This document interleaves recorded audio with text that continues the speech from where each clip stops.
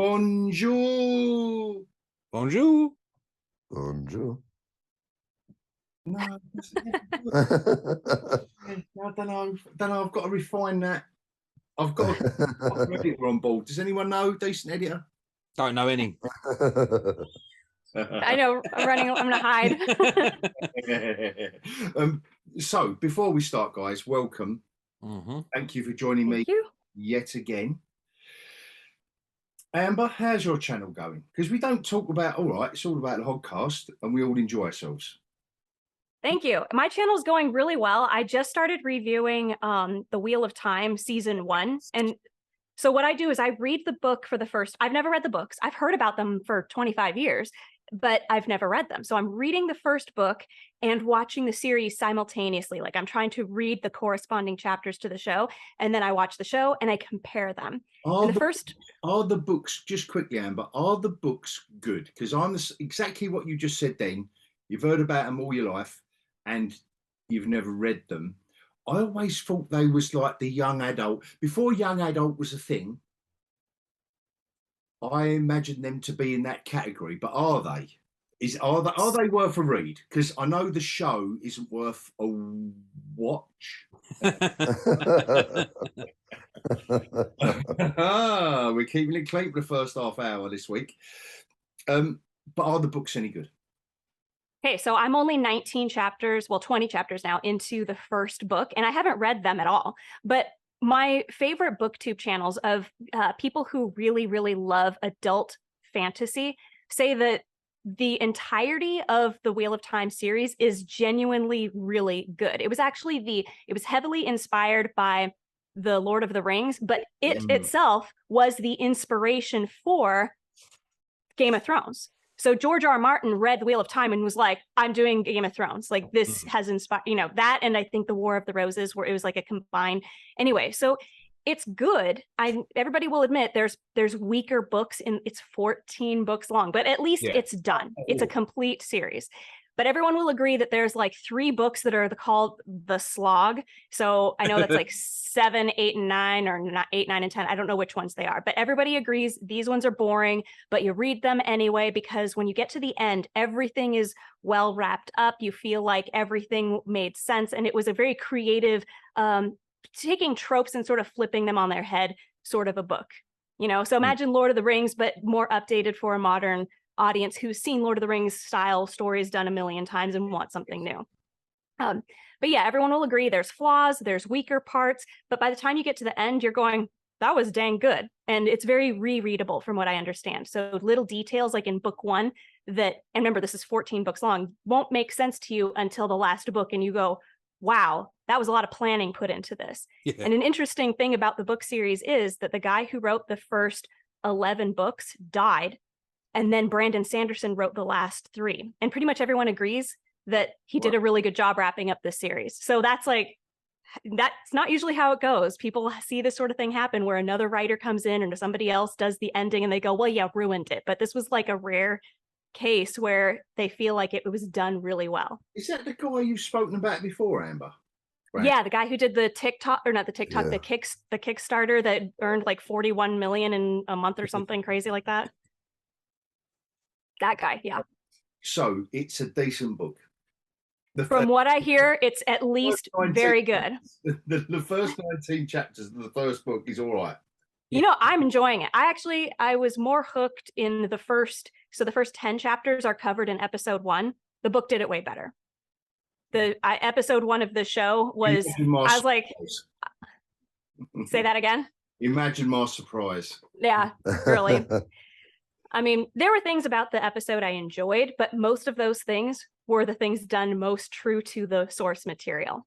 Yeah. And I'm trying to be objective and looking at them separately. And I'm going, they bombarded us with too much backstory, which didn't exist in the book, with these young adult characters.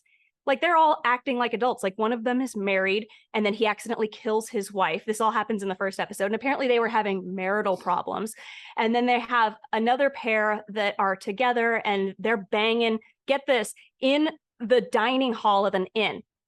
I'm like, this is a small town inn. Anybody could come into the main hall and just find you guys there, which this is, yeah, it's very much catering to a young adult audience. And I think they're getting it wrong. They don't understand that, you know, the science fantasy fiction people are just like the Game of Thrones people there. There were some who went in like, yeah, I love it for the sex, but they grew out of it, or it wasn't the majority of the fans. They were there for the characters and the dialogue being top notch, and that's what they should have stuck to. And they kind of forgot that. I mean, I could go on, but I'm not going to commandeer your whole hogCAST for that. I was just curious because obviously because when Wheel of Time came out on Amazon, and I was banging on about it, and I don't know how. Maybe Liz and Tayters may know, because I did. Anyone who was willing to listen, I was saying, watch the first episode of Wheel of Time.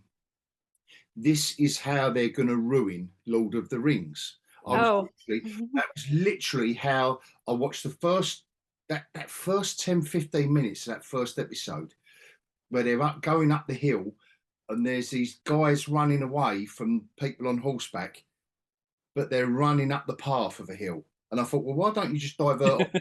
Yeah. I didn't even think of that. You know, like immediately, nothing. Was it as bad as Willow? They are not. I really don't think it. I would be amazed if anything could be worse than Willow. I do think Rings of Power was somewhat better than Willow. Just to create a world.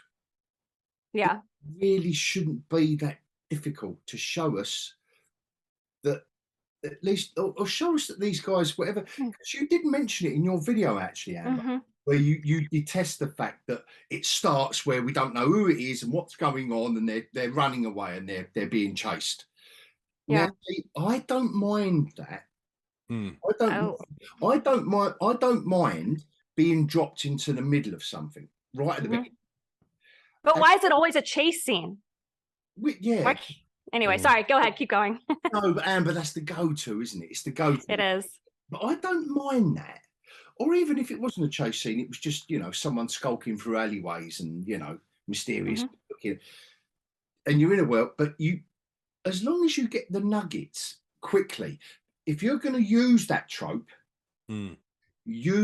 this is just my pure personal opinion. You've got to be quickly giving the viewer, the audience, information. Like, oh, we're in the future. We're on an alien planet. We're in a fantasy land. These are the bad guys or the good guys. The people chasing them are these women on horseback are evil. Whatever it is, get on with it. If you're going to do it that way, get on with it. You have to set up the intrigue. Yeah. If you're going to do, you know, do the slow burn or drop people in and go, yeah, come on, bang, bang, bang. But if you can't make that work, you've got to make it work straight away. And I know I've bored you guys before with intros. The intro to a movie, and you know where I'm going to go with this, and it's Blade. I don't know why Black Blade movies intros are stuck in my head for so long, because it was so lean.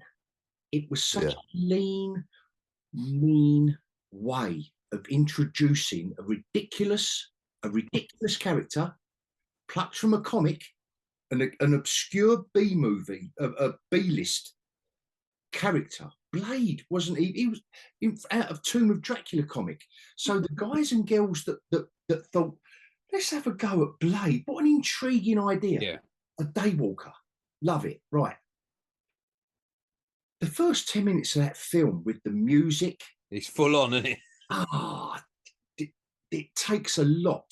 It takes, for me, that takes a lot of beating. And I know I'm kind of cool. We've gone off the rails. Blimey. We're only but no, you're right. It's like that. Anyway. That movie specifically, that first 10 minutes makes you want to watch the whole movie. That's another thing. And the hook. Yeah. And Amber has spoken about this on the hook. Yeah. On our channel before. The hook that gets in, the intriguing character. Yeah. You know, whether or not doesn't matter what color, what sexuality, doesn't matter. But getting back to the weak, insipid shit that they do now, and specifically Wheel of Time, that just made me roll my eyes, which was two men running down the dust track. Being chased by a bunch of women. Yeah, and all the horses must have been really, really slow. Yeah. Because They weren't Grand National ready, were they? No. drop us in, and they've got some weapons. Maybe one of them's a knife thrower, or maybe one of them's got a bow and arrow, and they're doing a cut. Whatever action scene you're going to drop us into, come on. But they're running down a dust track, and they're going, we're running out of breath. And they turn a corner, and they're still going up the hill. Oh, and all the horses, they're all galloping behind them. And I thought, this is absolute. Didn't anyone on set or when they air, and again, and me and Liz and I think Tayters as well, when we've done the creative table, Amber, we've got this imaginary creative table where, why didn't someone just put their hand up and say, why didn't these two blokes just run over there? You have to question and challenge Why each didn't other. they just hide from the women on horseback? And it goes back to what you've said, Amber, before about the TikTok generation and myself saying about they do sit around the table, but all they can talk about is, wouldn't it look cool if? Mm-hmm. So wouldn't it look cool if there's a load of women? Oh my God, they're all powerful, so purple. Talking about a recent example. Oh my God, we know where this is all going. Oh, then they're brilliant, and there's two men, and they don't know where to run. It's shit from the start. I mean, talking about a recent example, Mission Impossible 7, that opening with the submarine, straight away, I'm in. I want to know what's going on. Yeah. I thought describe it. I haven't seen it yet, so describe what happens there. So basically, it was there's a submarine. Spoiler alert. And this Russian guy, the captain of the submarine, is basically saying like how this submarine has managed to get into every international waters. No one's ever been able to detect it. The stealth mode is amazing. And then all of a sudden, another submarine appears on the radar, and they decide that they're going to have to fire at it. But then, as they fire the missile, the submarine disappears from the radar, and the missile's coming back around to them. And basically, it reveals that this AI has got into this submarine, and it's basically messing around with them. The first AI machine. Got it. It's like awesome. fire. I get it. Okay. And it's really good. And it's done really well. And just on that subject, just quickly, I did read somewhere that Tom Cruise, I don't know if I've spoken about this on a hogCAST for you guys, or whether it was me and Liz and Tayters or whatever, but the fact that one particular thing I liked about this latest Mission Impossible film, it is Dead Reckoning Part 1. Oh. But in and of itself was its own movie. It's its It was own its own? movie. And I did read somewhere that Tom Cruise did speak to Christopher McQuarrie about it, the director, and he said, I don't want to do that whole leaving it open and no, this has got to be. And there's just one open thread at the end, basically. Yeah, there's threads. There's a thread at the end. Be resolved, but it ends the film, and I really did enjoy the aspect of the fact that it was a part 1 of a whatever. Was a complete movie. It did have a beginning, middle, end, and all right. There was some threads where you're thinking, but a lot of films used to do that back in the day when you didn't used to have to go to the film company and say, I've got a trilogy. When you said, like, I've just got a film here, mate, like, I haven't got a trilogy, I don't know what to do with it. I've just got a story here. I thought it was a very strong film. Very strong film. Yeah, but sometimes a sequel would come from a couple of threads. You didn't tie everything up. You just leave it to the imagination of the audience. Come out the cinema and go, oh, I wonder how they got on. I wonder how, like, at the end of the first Blade Runner, I wonder what life they would have led, the two of them, as they go into the sunset. Well, was it a bit like in the early 80s, in the 80s and 90s, they would end some of their science fiction and fantasy adventures with like the side character bad guy is still there and you just didn't know it. Like even Stranger Things paid tribute or homage to this in season 1 and 2, where you Yeah. think like, oh, the danger is over, but then you see the kid vomits up a slug into the sink, you know, or like you look outside the window and there's like this spider creature, like, you know, like it's like the main threat is gone, but there's still a looming threat in the distance, you know. Yeah, so was it basically, like that? yeah, similar, but Yeah. basically, you know, it basically at the end, you know what mission he's got to do in the next one. But Okay, this because mission was completed. that is, I think that's great, because what happens is your audience leaves very satisfied and excited for the next one, Yes. as Yeah. opposed to just, you know, wait, I only got half a story, now I have to wait for the next one. That is not always, like, some people will come out of it going yes, but in this case you get like both. It's like the best of both worlds, you Yeah. know. I mean, you could So argue a lot that it's, you know, it does play on classic tropes. It's a blockbuster movie, but there's some little bits. There's a couple of conceits. So this AI is out there, and all the different governments are trying to get control of it, because whoever controls the AI is going to end up controlling the world. And Tom Cruise goes rogue again, like he does in every film, but you don't care. It's good. It's good. There's lots of action. The stunts are incredible. The set pieces are full on, and the actual, like, the characterization of some of the characters in it. I thought Hayley Atwell absolutely stole the show. Oh yeah. She was amazing. And they even poke fun at the fact that he's going rogue again. There are certain bits Yeah. with Simon Pegg and Ving Rhames, where they're kind of saying, what, this happens every time. yeah, they're almost going, again, and he's going, yeah, come on, let's just get on with it. We're rogue again, like, everyone hates us. We're on our own, but we're the family. But that train scene at the end. So there's a set piece. It's not giving away any spoilers, but there's a set piece that goes on for quite a while at the end on the train. The initial cut of that, I read a few articles, was an hour and a half long. So from the moment they see the train to the end of the film, hour and a half, and they had to cut it down into like 40 minutes. Wow. But I kind of want to see that. To be fair. Yeah. The way Director's cut. the way they filmed it, I always forget. Oh, Brian De Palma, the guy who directed the first Mission Impossible film. Yeah. And I don't know if he's a director that you lot may have heard of, or it may be a generational thing. The name rings a bell. But yeah, so Brian De Palma, I can't think of another film. Yeah, it's all really before your time. But anyway, he was a big Hitchcock fan. Massive Hitchcock fan. And the first Mission, you can see in the first Mission Impossible film, and there was another film we did called Dressed to Kill, which was a thriller.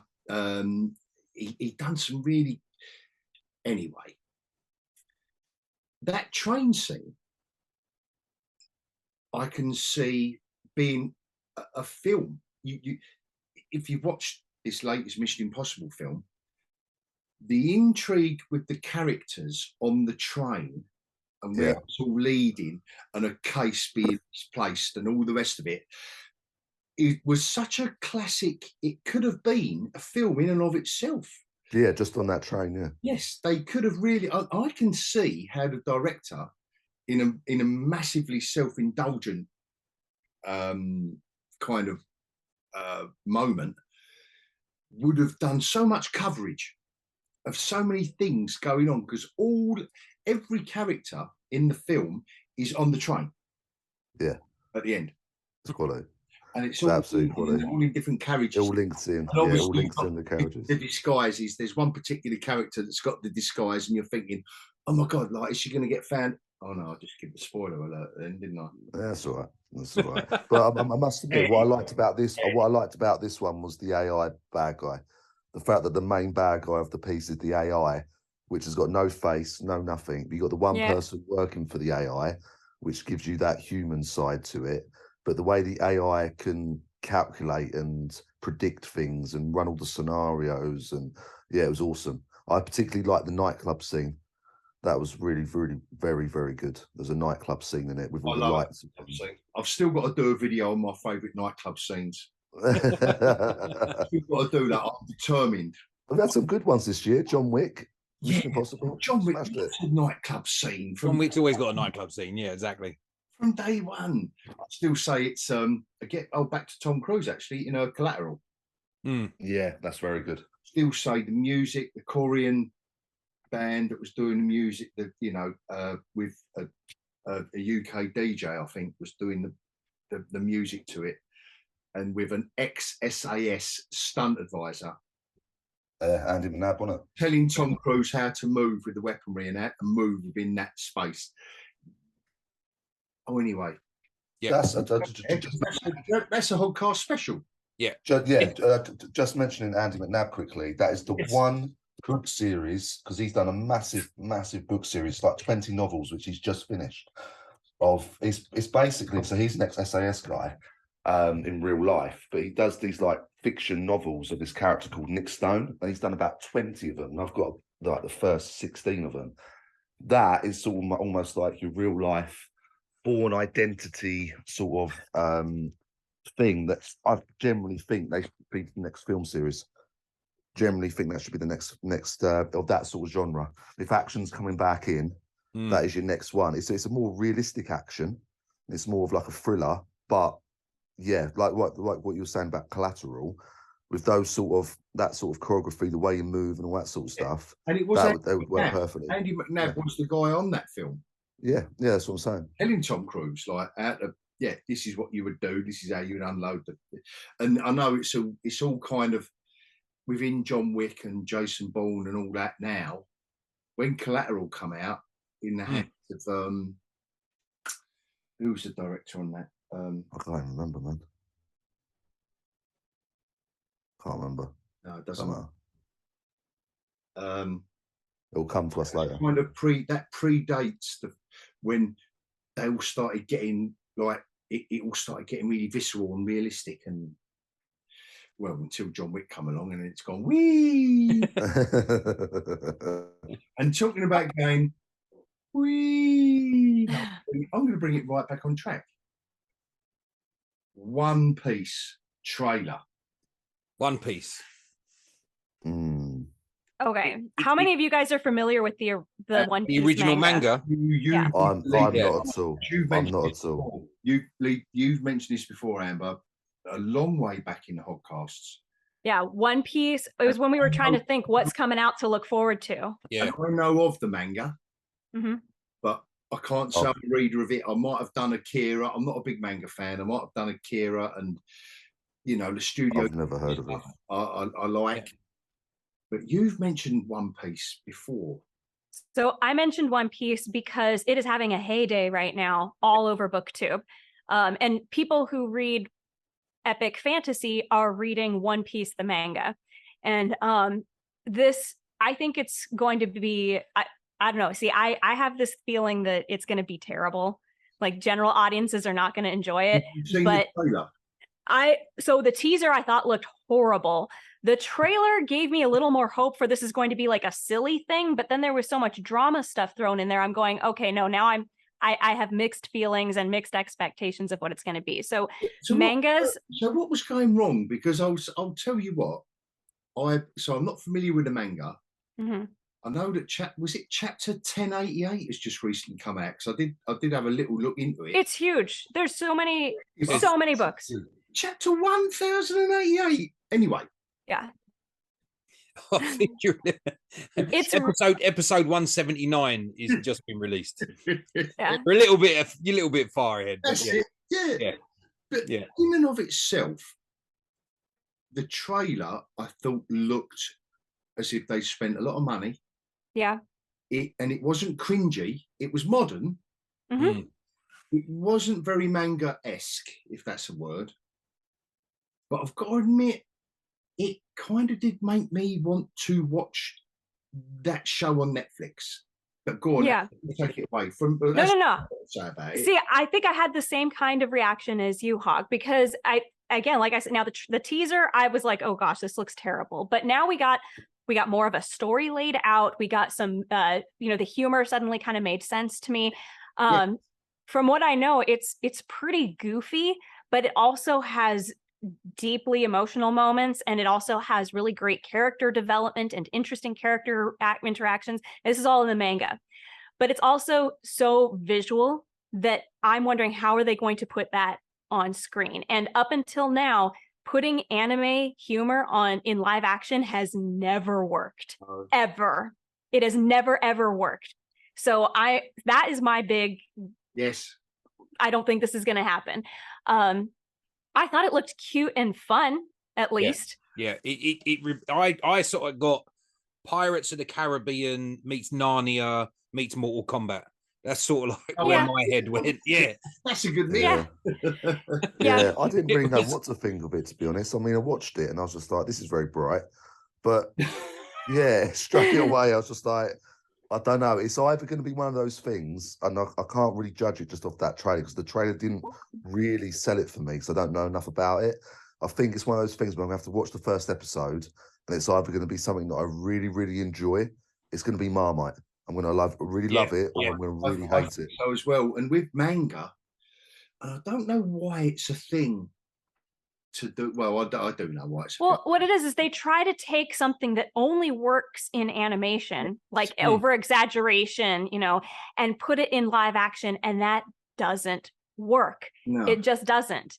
You have to find something that works as live action over exaggeration, but it doesn't come across as like, Jim Carrey's The Mask, I wonder though, just quickly, has there been an animated version of this? Yes. Yes. And it's popular. It's very popular. It started in 1997. So with Netflix, with their like Cowboy Bebop and all the live action stuff that they've done, which has been horrendous. The one manga stuff that they did, which done really, really well, was Arcane, and that remained animated. So I wonder why they didn't just do a Netflix animated, like sort of condense it or do something like that, but do it animated instead of trying to go live action. Well, then they might as well just re-release the anime that already exists. I think that to reanimate it is a little bit weird, especially since it is still an ongoing anime. Like we're gonna. Yeah. I'm just basing it off of their track record with Arcane. Yeah. Arcane smashed it on Netflix. Well, I know that at least, I don't say I know this, but I read a handful of articles and watched a few videos that said Netflix is banking on One Piece and Avatar: The Last Airbender. Like these are their big budget fantasy epics that they are hoping is going to draw in a young audience that will stick with it. Because Stranger Things has fallen off the cliff. I mean, too many people gave up on it. That this final season, I think, may be better than the previous season, but I don't think it's going to be back at like season 1 and 2. Season 4 smashed it, to be fair. I thought it did? Season 4 was awesome. I've loved Stranger Things all the way through. But yeah, me too. Yeah. Season 4 was epic. I was so turned off by season 3, I didn't even bother with it. Really? Season 4 is really good. A return to form. Like, really? If not better. Yeah. If not better. Maybe I should try it. I've just enjoyed it all, obviously on different levels. You can kind of score out of 10. That was on the first hogCAST, wasn't it? We was trying to predict the song in the final episode. That's when it first started the channel. Yeah. Just when I trying first to predict the songs.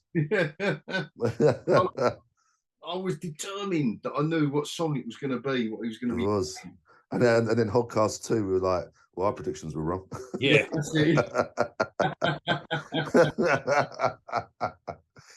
Awesome. No, like you say, though, but Stranger Things is on the end. So season 5 will come out. It'll do whatever it does. But after that, their flagship show really is gone, isn't it? So, yeah. For One Piece, Amber, what are you doesn't say what you're not confident? I'm not confident, but I'm interested. Because at the very least, track record is that you're not so based on the trailer, you're thinking, Netflix has fucked up Cowboy Bebop and a couple of others, like insignificant ones, really. But Cowboy Bebop it was terrible. But when I mean, the fans are sort of like really behind this One Piece.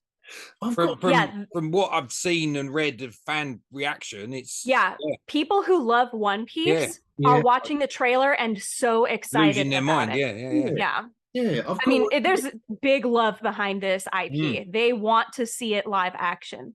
Could this be a turning point, guys?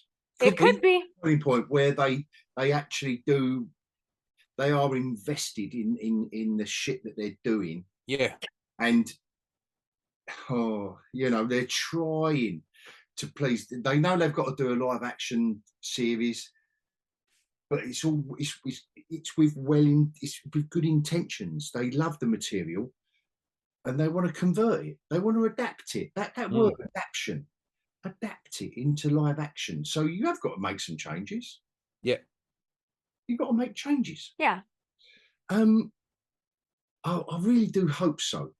But you can make changes. You can even improve without being untrue to the original source material. And that, I think, is key, because and I don't remember who the hell I heard say this, but it was so true. They say, listen, when you have a popular IP like One Piece or like Wheel of Time or Lord of the Rings, you need the original fans to love your adaptation. So you cannot, do not destroy the world, do not destroy the story, do not destroy the characters. Well, you need it because if all of them are coming out and saying this is crap, that means that the majority of people who are watching it are saying it's crap. And it's going to take all these other people who are considering watching it, and they go, well, I've heard from a lot of people that it's bad. Whether they know who those people are or not, they're hearing on the waves that it's bad. It's bad. You don't want that. You want them to love it. You want them. So yeah. Surely that would be common sense. Like, so you've got, because why would you want to adapt an IP or purchase an IP that is so popular, and the first thing you do is sit down and go, right, we don't want to do any of that. Yeah. We've bought it because it's shit. Example, Rings of Power. Yeah.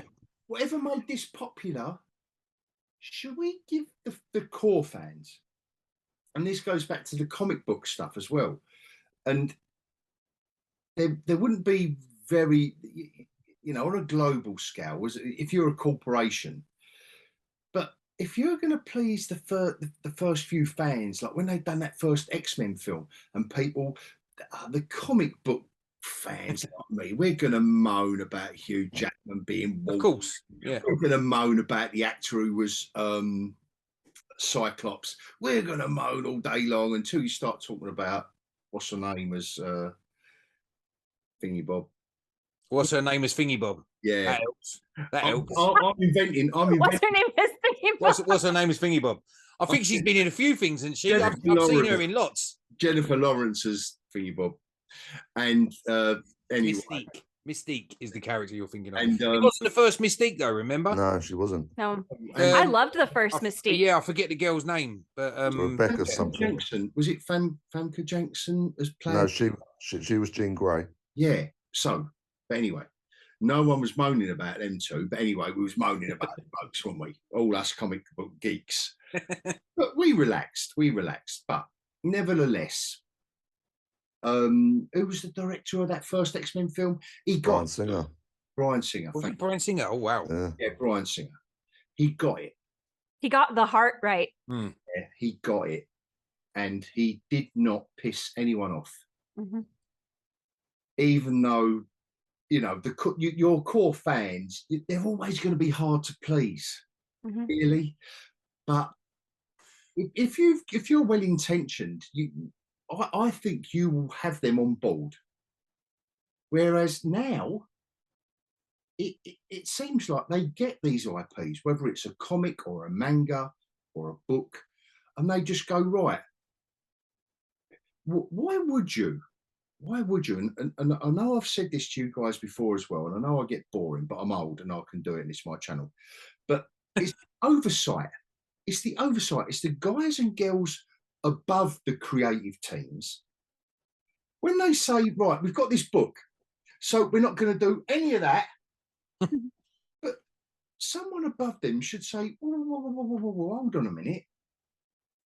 We've just bought this because there is a core audience. And they're the ones we've got to please first. They're first and foremost, whether it's comic fans, book fans, manga fans, a cartoon that you've plucked from the 1980s, whatever it is, or a toy line. Imagine Michael Bay doing the first Transformers films. How happy was everyone growing up with those toys. A toy line. Well, do you know that actually you talk about Transformers? You know that come out the other way around. Go on. They only made the animated series to sell the toys because they come out with the toys and nobody wanted them. So they made the animated series. Everybody wanted the toys. Big advert. Yeah, pretty much. That's what it was. Well, so Hog, what you're saying kind of goes back to a discussion we've had before, and it's kind of like with Mission Impossible. And I was going to ask you about during our Mission Impossible discussion, was our MC, was he still the same character as he was in the previous 6 films? Yeah. You know? Yeah. So, and then look at Indiana Jones, destroyed Indy. You know, look at Han Solo, destroyed Han Solo, right? In the new 3, I forget, you know, the most recent trilogy with Rey and whatever. Yeah. That is the same sort of thing with this adaptation issue where, you know, you have an existing IP and an existing fan base, and you're going to just chuck everything from it and do your own thing, totally destroying what already existed with what you put out. And you're going to expect, you're like, oh yeah, you guys should love that we did this. It's sort of like the villain's speech in the episode 1 of Wheel of Time, where that girl is like, you should be thanking me for killing you. Like, like that is literally what she says to the guy. Like, oh my god. But it's the same thing though.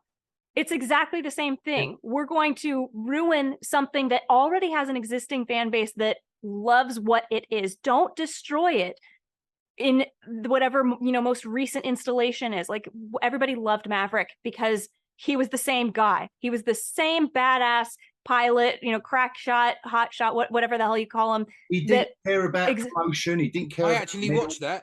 I finally got around to watching that. How'd you like it? Oh, brilliant. What did you think? Yeah, it was amazing. No, I loved it. Absolutely loved it. And I've never actually seen Top Gun, but you know. I don't think you have to. No, you don't. No, you don't.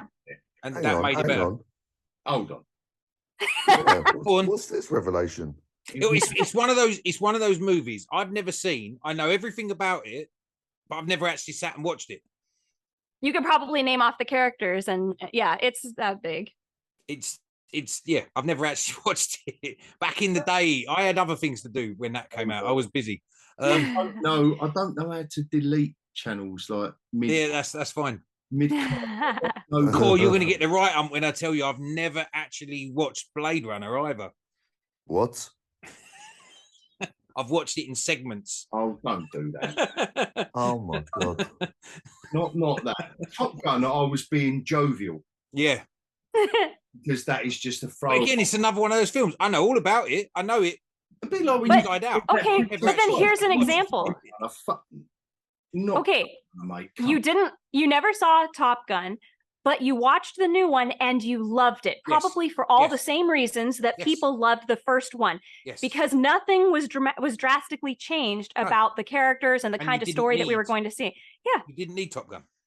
Right, but the main thing is that it was, even though it was like, well, wait, aren't you just getting the same movie twice? You're getting a slightly updated version of the first movie. That's what the second, that is what Maverick was. Again, the little bits that I know of Top Gun, even I saw some callbacks. But the thing is that it proves that if you've got a good thing, you can update it without changing much, without changing too much, and people still love it. Like, it's old storytelling that pulls people in.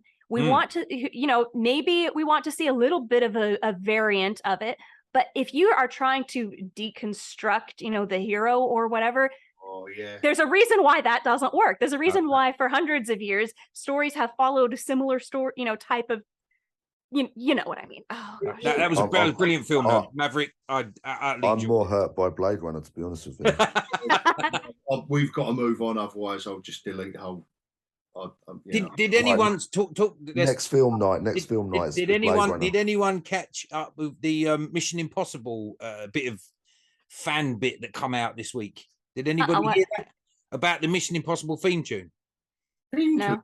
Did anybody hear it? The original theme tune, when it was written all those years ago for the TV show. The opening, that one? Yes, the opening bit is actually Morse code.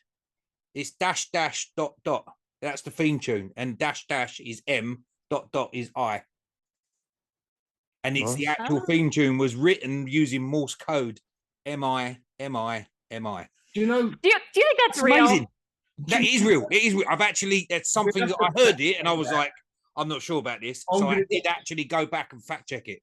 And I'm it's going true. to get the hog team. Wow. I'm going to get the hog team behind the scenes to fact check that. Fact check it. I did already. But yeah, fact check it. It's done.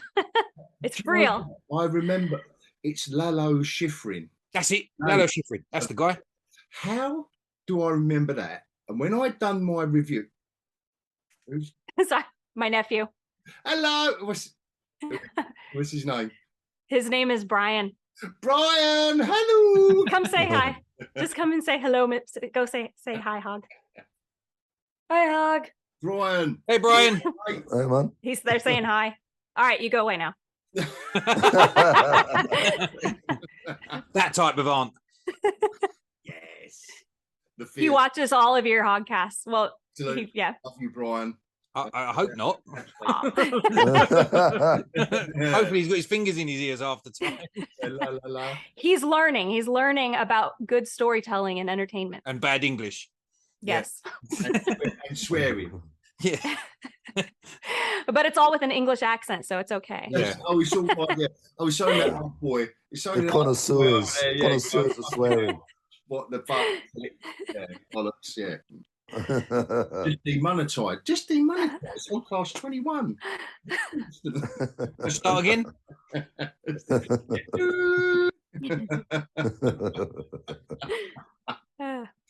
Right. Back on track like the Mission Impossible train.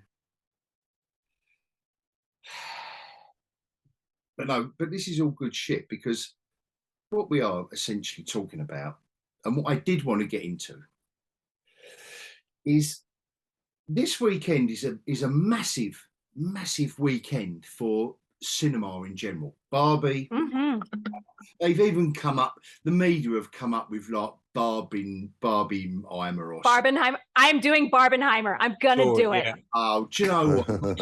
They do things like that. But nevertheless, and I know they're trying to, this is the other thing as well that doesn't compute for me, is how you can match those two films up as in competition. Like the audience for Oppenheimer, It was the box office. it's numbers, never wasn't going to be choosing. They are two. I'm thinking. See, I don't know what you three think, but I'm thinking that they are two completely different audiences. Yeah. But the media is trying to say, "Oh my god, Barbie's owning this and Oppenheimer's only got that," and it's like, well, hold on, that's a 3-hour film about the creator of the atom bomb, Yeah. and that's Margot Robbie dressed in one's a masterpiece and one's Barbie, isn't it? So Yeah, and I think it's the juxtaposition of the two. It's comedic, you know. Yeah. It's awesome, but My favorite thing to come out of this was, I guess they've built a life-size version of Barbie's dream mansion or whatever. And there was a drone shot overhead of it. And it says, to promote the movie of Barbie, they've built the life-size Barbie dream mansion. And then it says, Oppenheimer has a really hilarious opportunity to do something here. Oh my gosh, that's my favorite meme out of this whole thing. But yeah, I think that's what it is. It's because they are so different, despite them being two different audiences, they are going to create the Barbenheimer audience, people who will go see both. Like, just because it's a funny, I think it'll be funny for me to say, yeah, I went and I saw Barbenheimer. I did both of them in one shot. yeah. But the other good thing, which is the most important thing about all this, is it's encouraging people to go back to the cinema. There you go. That's the most important thing, and I'm all for that. For what we hope will be good entertainment, an epic drama, like the creation of the atom bomb, and then a comedy, goofy, silly comedy. We hope it'll be a silly, goofy comedy. Even if there are kind of feminist tropes in Barbie, and I'm kind of reading into it, but do you know what? I can't find anything yet. Well, I've only seen the first hour, and it's not. It's amusing.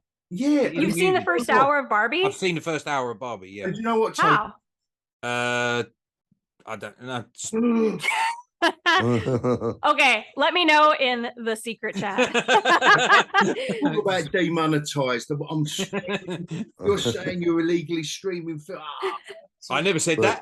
I never said that. No, you implied it. The algorithm is. I'll take the fifth. The algorithm knows. The algorithm, it knows all. But the reviews for Oppenheimer, though, everyone is saying it's a masterpiece. Yeah. And Yeah, just didn't have as much money as Barbie. everyone's saying it's the best Nolan movie. It's a masterpiece. It's in proper intent. Listen, And Cillian Murphy absolutely smashes it. it The is. only and I'm going to stop doing any reviews of it now because I don't want it to be so hyped up I go in disappointed. No. Because people are saying that's such good stuff. It does look like a really good film. It does look like a really good film. Yes. It's just a shame the box office. That's all. But it's like It the is. box office does kind of tell you where people are at the moment. But I mean, Barbie's like 161 million from their 3 days, and Oppenheimer was 74. Yeah. Yes, Hog. You are talking to the man that instead of going to watch Blade Runner when it come out, he went to watch Princess Bride. I was doing other things. Yeah. Princess Bride instead of Blade Runner. So might be a bit of a waste of time trying to tell him to watch Oppenheimer. He hasn't bothered talking about Oppenheimer, has he? He hasn't watched the first hour of Oppenheimer. Oh, I mean the Oh yeah, no. No, Oppenheimer's a cinema movie. That's me going to the cinema to watch that one. Honestly, if it was just Barbie, I wouldn't go see it, but I will see Barbie because I'm gonna go see Oppenheimer in theaters. Yeah. It's Christopher Nolan, atom bomb, no special effects apparently, or no CGI used for the explosions. That intrigues me so much. That's what I loved in the trailer, and that's what I think I mentioned before. What was that Ryan Gosling film? Barbie. He was... I think Tayters has got Tourette's. This Ryan Gosling film where he was the astronaut, and another great opening to a film. I think it was called The First Man. Yes. Yeah. Oh yeah. First Man. Yeah. Oh, another beautiful opening to a film where it's actually him in a jet, and he's wrestling with the controls, and all you see is analog instruments counting down or going up as he's getting higher and higher. He's wrestling, and you can hear the sound design on it. It's such a beautiful opening to a film. You can hear every nut and bolt like shaking in the machine that he's in. He's going into the upper atmosphere, and it's about obviously Neil Armstrong and the moon landing, blah blah. But I've lost my train of thought now. The opening was great. The opening was great. Ryan Gosling, Loose nuts. Oppenheimer. Where they are literally assembling the atom bomb in a kind of wooden or metal like strut that, and you think to yourself, you know, there was a time before digital where this stuff had to be made. Like, you couldn't create it. There was no 3D printer for this shit. Someone had to put their hands on material and assemble a set of circumstances, and that's where Oppenheimer comes in. And I can't wait to see what Nolan's done with it. Yeah, a lot of people are raving. I've always been a fan of Nolan. I've always been a fan of Nolan. I'll still say, to be fair, for me, I know he's obviously done all the Batman films and all that, but for me, Tenet was it was awesome, but it was very, very, like, he went a bit far with it. Tenet, Jesus Christ. Yeah, that was... Yeah, I still don't fully understand that film. No. But for me, Inception... We come out of that cinema scratching our heads. It's like, good, but we don't know why. Inception was awesome, but I still like Memento back in the day. Yes. I still love Memento. It's weird. That movie is so not rewatchable. I've tried rewatching it, knowing what it does and how it ends, and I go, I can't rewatch this, which is sad because it's very good. What one, Amber? Tenet? Memento. Really? Have you seen Memento? Yeah. See, I've watched it on the DVD version I've got. You've got the original version, then you've got the timeline order version. Oh. 2 very different experiences, but they're both awesome. I would be interested in watching that. But I think watching Yeah. it the way that I saw it the first time, which is, how it's supposed to be watched the first time. I've tried it at least 2 or 3 times since seeing it the first time. And I'm just like, because I know where it goes, I can't, whereas the first time I'm going, what the hell is going on? And why is he doing this? Like those 2 questions are answered already when you start out. And now I'm going, okay, the intrigue. I really should watch it again and see if I can isolate it. Is that the reason why I can't get into it the second time? But you like it chronological. I think that would be fascinating to watch. It's really both ways are really, really good. And then the other one that's sort of like one that gets missed quite a bit is Prestige. That film is that movie incredible. is good. I don't know why that one gets missed. I think The Illusionist came out at the same time as The Prestige, and I don't know why, but I seem to remember people saying that The Illusionist stole the audience from The Prestige or something, and The Prestige is great. Yeah, it's awesome. So good. He's done some good films, old Nolan. Interstellar was probably his weakest, or Dunkirk. Oh, Really? You think Interstellar was weak? Yeah. I liked it. Dunkirk was the weakest. I actually thought Interstellar was a fantastic movie. Yeah, I did. I thought it was beautiful. It was all right. It was all right. There was his no. best. I honestly don't think they put a foot wrong in that film. What, Interstellar? Interstellar. Yeah, I don't think there was one misbeat on that movie. We're agreeing. hogCAST 21. It took us 21 podcasts. 21 hogcasts. And how many years? How many years of knowing each other? We are as one, Tayters. Because no, I totally agree. I thought Interstellar was a beautiful film.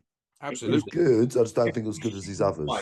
The end of Days of the Earth, the way he portrays, and he doesn't hammer it. He doesn't have to hammer it home because the Earth is a dust bowl.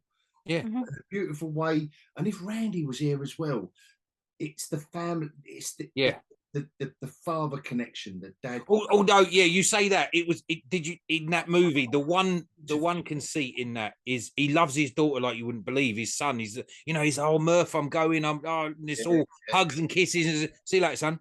Yeah. And he's off. It's just like that's the one bit. I remember when I left my mum and dad's, little flat where I used to live. I moved out, and I went, all right. And it was a moment where you go, you haven't got a lot of possessions. I had a TV, a video recorder, and probably some clothes. I had a Daffy Duck t-shirt and a few couple of pairs of shoes. And some comics. A couple of comics. My mum's kind of all getting a bit teary and kind of thing. My dad just went, all right, we'll see you later then, yeah. That's all. It's like, oh yeah, all right, and Dad, I'll see you maybe next week, maybe. You go off, you get in the van or whatever it is. That was the one bit that really made me chuckle in that film. You just see you later, son. That ground. Yeah. That word I don't like, grounding it. Yeah. You have to have maybe not grounding, the heart of it. The heart. He likes working with old Cillian Murphy as well, doesn't he? He's been in a lot of his films. Do you know what? I really, really like that. I like when a director gets in with an actor. Yeah. Well, he uses the same actors, doesn't he, multiple times? Yeah. He uses a lot. Yeah. It was like Tony Scott with Denzel Washington. Yeah. They done about half a dozen great, not on the level of Nolan. I'm not saying that because Tony Scott was on a kind of a different path of action. What has Denzel been in recently? Equalizer 3. Not out yet though, is it? No. Okay. Looking good. Equalizer's looking. Yeah, but Denzel. Yeah, actually, a bit of a. What are you doing? What are you googling? No. I want to see what he said. Don't Google Amber. No, go on, I'll allow it. But yeah, I can't believe you didn't think Interstellar was his best. I thought no, it's not his best. It's not his best for me. For me, Inception and Memento are his top 2, followed by Prestige. Dunkirk is the worst. Yeah, I think Dunkirk. And I'll say the worst. It's still a good movie. It's just not his strongest. Yeah, I mean, I'll agree with you in Inception. Inception was a great film. Interstellar's so for me it'd be Memento, Inception at the top, followed by Prestige, Dark Knight with Heath Ledger, and then sort of Interstellar's sort of in there somewhere, and just below that. And then it goes, and then Tenant's in there as well. But he's never done, in my opinion, he's never done a bad movie. He's always demands you to go to the cinema, and you always see a spectacle, and it's always awesome. But it's just on personal preference. I'm not saying Interstellar's bad. I'm just saying that I prefer the other ones. I still think it's a good movie, but I just prefer the other, like Momentum. Yeah, no, I get you. I get you. They're more me, if that makes sense. But I really enjoyed it. You've had enough of space. Yeah, I'm in there all the time. You know what I mean? Black holes and all that. It's just normal. I would say that Interstellar is the only soundscape soundtrack that I have heard that I've really enjoyed. So there's a lot of movies coming out where they just have the soundtrack is not memorable. You know, you don't come out of it like, you know, like whistling the Hobbiton theme, you know, you just, doesn't have a memorable soundtrack. But for Interstellar, it has that it's just like a soundtrack rather than a music soundtrack. And I was like, that was the coolest thing I've ever heard. And it was unique. It was interesting. I don't think they put a foot wrong in any part of that movie. There was not one bit. Yeah. And I think that's a lost art as well. I think because I am a big fan of sound design and soundtrack. Yeah. It was Hans Zimmerman, wasn't it? Again. You know, whether you're... And he did Dune also. Yes. Which is another soundscape soundtrack. And I didn't think that the Dune soundtrack was quite as memorable as I think most people say, but I did love it. I thought it was good. Can Nolan go down as one of the best directors of all time at this point? Where we are I think now, he should be regarded as like, I remember seeing The Following, and that was his very first film he did. It was all black and white, and it was basically done it on a budget, just made it out of nothing. It's probably one of the best film school films you've ever seen. He managed to release it properly. I remember watching it after I'd watched Memento to see what else he had done. And even that was good. Even that was good. And he, you know, that's just him going, right, I'm going to direct something. Fuck it, I'm going to do it myself. What's his background?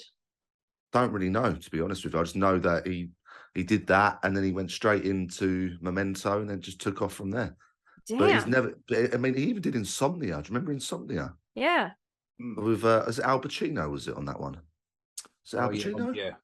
No, I forgot about that. That's Insomnia, not Alzheimer's. Yeah. And think about how experimental a film like Memento is. Like, that's your first big cinematic release. Yeah. And for it to be as big a hit as it was, and to be such a bizarre sort of film, he's willing to be experimental and cinematic at the same time. Yeah, definitely. And there's bits of this. I'm intrigued to see how Oppenheimer's cut together, because in Memento you've got the black and white aspect, and you've got that in Oppenheimer from the trailers. Yeah. So showing two different timelines. So you know that you can differentiate between the two different timelines very easily with the black and white. We're seeing some segments of black and white in the Oppenheimer trailer. It's almost like he's going back to his roots in a way, but with a totally different story. He's just plucking little elements of stuff that have worked and just throwing that in there. And I'm very intrigued to see, is it going to be all color, then all black and white, like before and after? Or is it going to be interjected? Like, I'm going to guess it's that. It wouldn't make sense to have like two sections of time separated and have the different colors. You have to do the color in order to differentiate between the two, because you're inserting them like that. If he does it the other way, that'd be weird. I'm very intrigued. Very, very intrigued. So it looks like a lot of Robert Downey Jr., or all stuff from the trailer anyway. Robert Downey Jr. stuff's all black and white. Okay. So I'm intrigued. I wonder if the black and white is going to be what happens after, like, it's been figured out what this is and what it's capable of, and the color will be like the excitement of doing this really on, the edge of science, creating the atom bomb, and then afterwards, like, this bleak reality of like, what have we created? Those two words, bleak reality, I think it will be the bureaucracy of what come afterwards. Be what's in black and white. It'll be Robert Downey Jr., because I think he's one of the government officials that are into it, and rightly so. But I think mean, if I was Nolan, it would be Yeah. the grey men, the bureaucracy, the government, the oversight, which, like I say, is all required, but it's going to be. It's not as exciting as blowing shit up. Yeah. Yeah. In full colour. I mean, a lot of his films do experiment. A lot of his films do experiment with time. So, for example, in Memento, he tells the story in a non-linear format. Inception, about the different levels of dreaming, and time works differently. You've got Interstellar with time. There's a lot of elements there, and Tenet, time going forwards, and inversion, time going backwards. A lot of stuff that he does experiments with time. This is sort of a common theme with Nolan over the years, apart from the Dark Knight sort of stuff that he did. But I'm intrigued to see how he's going to format this. Very intrigued. But nevertheless, do we think that Anne Hathaway was as sexy a Catwoman as Michelle Pfeiffer?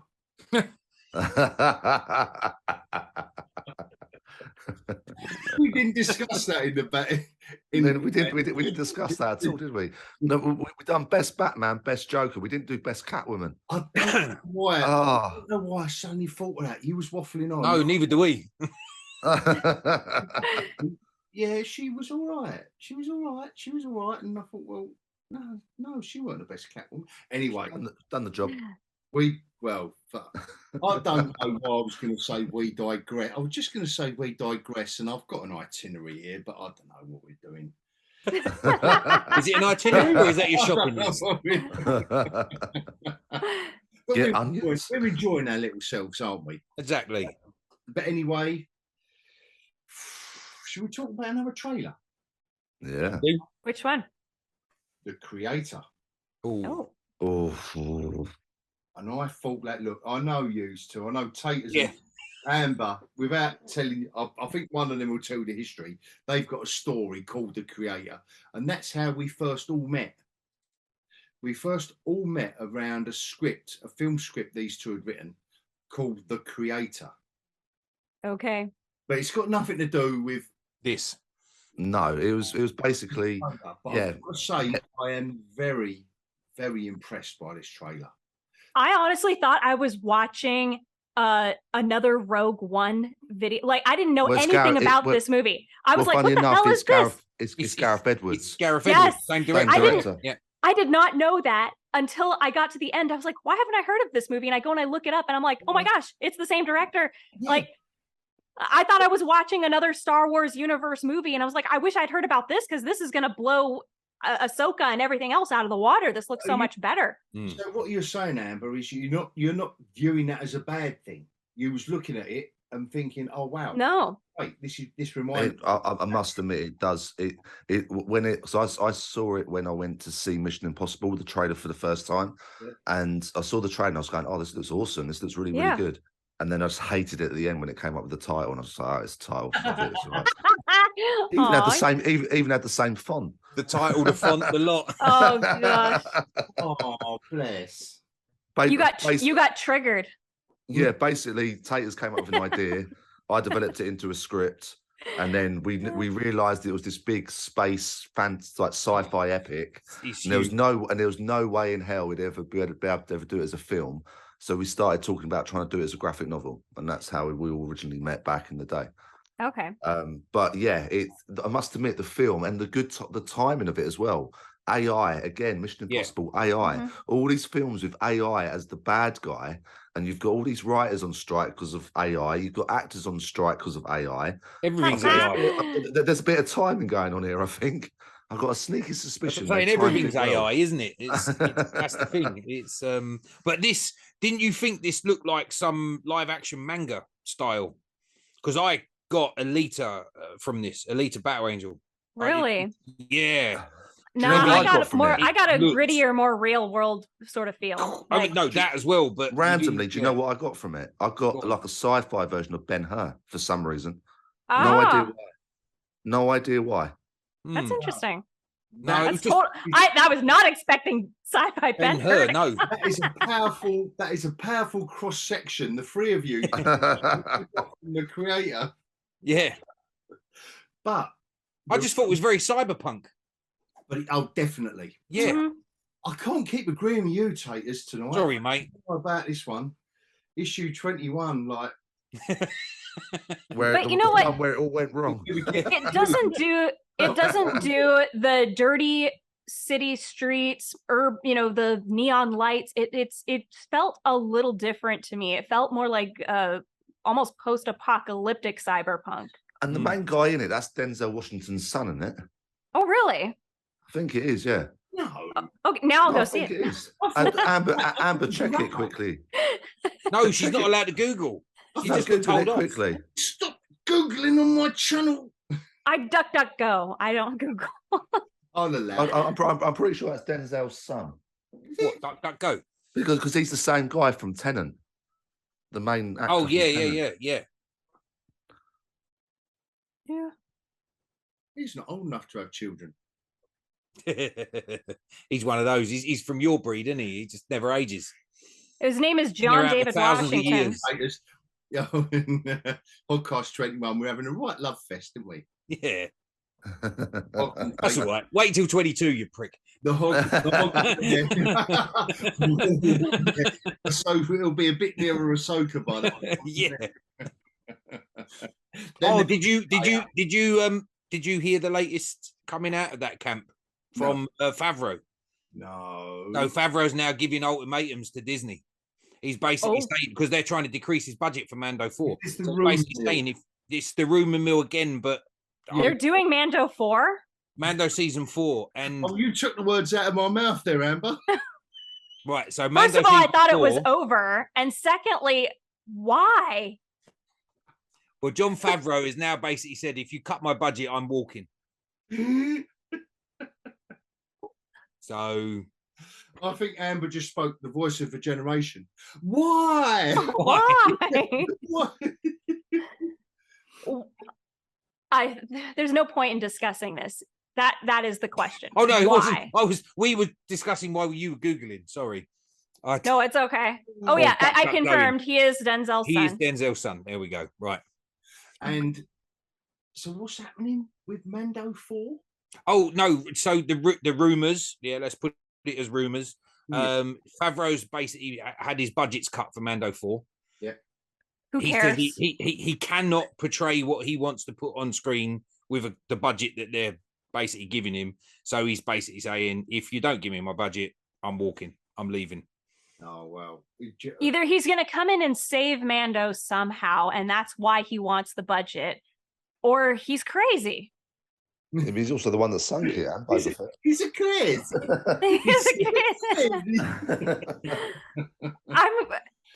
Yeah, but look at it from The fans of Mandalorian are not watching the Mandalorian. Oh, the budget. Yeah, the but look budget at it- stuff's the budget stuff's going nuts at the moment at Disney. Yeah, but look at There's- it from like the top brass's point of view. We've given you a budget. You've sunk Boba Fett. You've sunk Mandalorian season 3. Okay, some other people might have tinkered with it, but ultimately you was in charge of it. Yeah. Why would I give you the same budget? Or why would I let you even do it in the first place and do Mando 4? Well, Wait, there is we he the go. guy who's doing Ahsoka, or is it the other guy? No, that's Dave Filoni. Filoni. That's Dave Okay. Filoni. That's Dave. Yeah. Filoni. But no, the other thing is the Daisy Ridley, Ray, the new movie that they're going to be doing about her. Yeah. They're possibly recasting Ray Her? because of budget. It was something. If I remember rightly, it was something to do with her credit because she's a main character, but they Uh-huh. don't want to pay her as a main character. They want to pay her as something else. Yeah. What? And they're up in arms about that at the moment. I mean, that makes sense because they are as cheap as anything. I mean, when you kind of pause and look at how much money is on screen via Dismal Minus products, whether they're films or TV. Volume, isn't it? You know, most of the time? certain creators can convert a small amount of money into a lot, into a lot on screen with imagination and creativity, which is the opposite of Secret Invasion. Yeah. Look, and you look at how bland, because all they've done is just pay loads of people, loads of stuff, but there is no cohesion. Again, there's no oversight. Yeah. One of the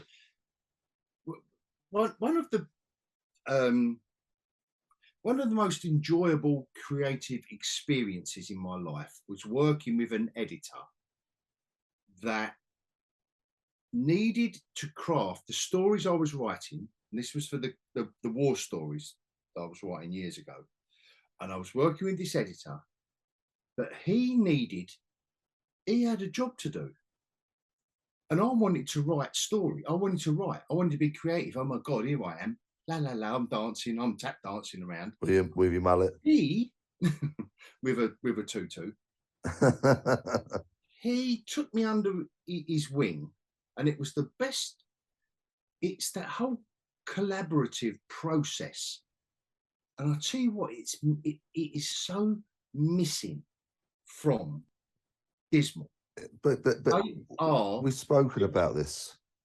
Several spoken times. about this. We've spoken about this round table. Like when we have worked together, like us three, when we've worked together and like collaborated on some stuff, the amount of throwback. You send me some stuff, I give you some stuff back. I throw stuff at you. You give me stuff back. That's how you get better. You need someone on your case. If everyone around you are yes men or women, if everyone around you just says yes, that's great, you get delusions of grandeur and you think everything you do and everything you shit out is going to be amazing. When it's not, you need someone to put you in check and go. You get She-Hulk. Well, yeah. You have to have that person. You will like this. Check. You know, Secret Invasion. And it makes it better. It makes it better having that process. Secret Invasion, and I've reviewed it. I mean, I don't know what I'm doing. Literally weekly, I'm trying to, review Secret Invasion because I feel I should. Because it was a great, and I don't expect a tit for tat adaptation of it, because the Secret Invasion storyline involved every superhero. It was an end game. Yeah. It was an end game event. Right. So I didn't expect that. But what they've given us, but we could have got it, is so well, but why not? But so why choose Secret Invasion?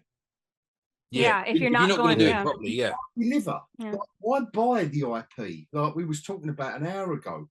Why buy the IP for Wheel of Time?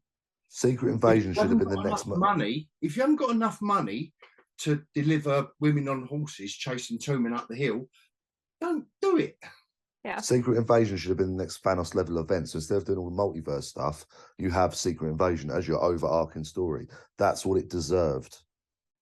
Yeah, and I've and like I said in the previous podcast, I've been recently rereading Secret Invasion. Yeah. Because it's coincided with, I bought a collection of Guardians of the Galaxy, and just geekyOlhog comic time.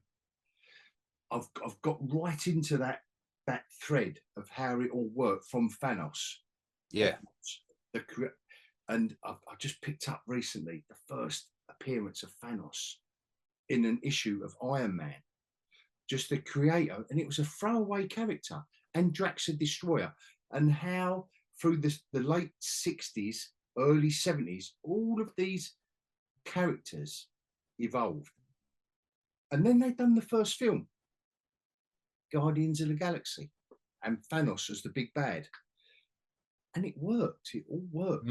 Do you know what? They literally, I know it might be crazy, but I reckon they read the source material. Yeah. That's a nuts thing to do. Why would you do that? Yeah. Crazy. We're going crazy. Let's read the source of material and we're making the pizza. Yeah. But Is this one of your people in your head? it's Mario. It's Mario's in my head because he earned over $1 billion, that bastard. He earned over $1 billion. And Universal Studios, the Universal theme parks are earning all the dough. Yeah. Disneyland. And I know I keep going back to Disney, but they deserve it. Go on. Keep going. They do deserve it because they are the biggest. And they were the biggest, but were the biggest. Well, Bob Iger's come out, hasn't he, the last couple of weeks? Has he? Yeah. What's that got to do with it? Well, no, he's basically said in the last couple of weeks, he's admitted to a few things, basically saying the amount of content's damaged everything, so quality had to go down, and all this. He's admitted to loads of stuff. That really? We've been saying for ages, really? yeah. Well, with the Snow White thing as well. Did you hear what happened this week? What? So obviously, after they finally confirmed that those photos were genuine photos from the set, the trailer team has been completely sacked, and they're getting a new trailer team in, and the marketing team have all been sacked, and they're getting a whole new marketing team in. So it's too late. Good. No, but good. Yeah, too late, Amber. You're right. Too late for this film. But how many trailers for how many projects they've done, whether it's TV or film, have been so pathetic. Yeah. But the second trailer, it's like they've woken up. They've done the first trailer, and you think, what's this film about? And then the second trailer is like, oh, that's more like it. You also do have to pay attention to when it says teaser versus trailer. Like a teaser isn't going to tell you anything. The trailer is supposed to tell you something. Yeah. Yeah, that's what I liked about the One Piece trailer. I at least knew exactly what it was. And, and same with the creator trailer as well, actually. You know of the project, or you might know of the book, you might know of the manga, you might know of the comic, whatever it is, you might know of the TV series, and they've just made a film of it. But the trailer does give you what the film's about or the show's about. And I did like the One Piece trailer, I've got to say. It was fun and intriguing. Yeah. The king of the pirates is executed and he's hidden the One Piece somewhere out there. And if you go and find the One Piece, you become king of the pirates. And it was and it was a balance. I thought there was a balance there between strong female characters, diverse employment, and it didn't matter because it just looked like, do you know what? This looks right. This looks pretty cool. Well, it looks like it's supposed to be a hodgepodge, though, right? Yes. The misfits. It fits the concept. Yes. It's not like Rings of Power where you're like, wait a minute, is this white chick's mom a black hobbit and dad a white hobbit, and she just is clearly all white? Like, what is going on? Like, you couldn't tell where clans were. But that bugged the hell out of me. I still don't know who her mother is. She was adopted. But you saying that, so who can't wait? Who can't wait for Snow White and the Seven Dwarfs? Honestly, I can't wait. I know we spoke about it last I missed that chat, but bloody hell. I can't wait. If they can. When you posted that picture, that was the first time. When you sent that picture on the group, that was the first time I'd seen that picture, and I had no idea what context that was. Only until you said, I was just straight away, I was pissing myself laughing.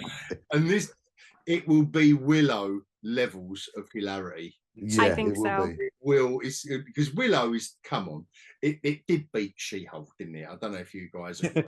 Yeah, I think it did. It's up there with it did. Just a bit. And you can never watch it again. They've removed it. They're so ashamed. They removed it. You didn't know that, Hog? It's gone. I wish I'd had my VHS player. Yeah. And record every episode. They'll be out there somewhere. They'll be out there. You'll be able to get them. Has that ever happened before to an original series? Not that I'd know of. So, I don't think it's ever happened before. Willow only exists on the dark web now. Oh my gosh.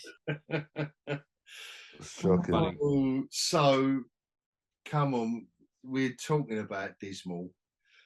The latest Marvels trailer. Oh, I didn't watch it. I didn't do my homework. Sorry.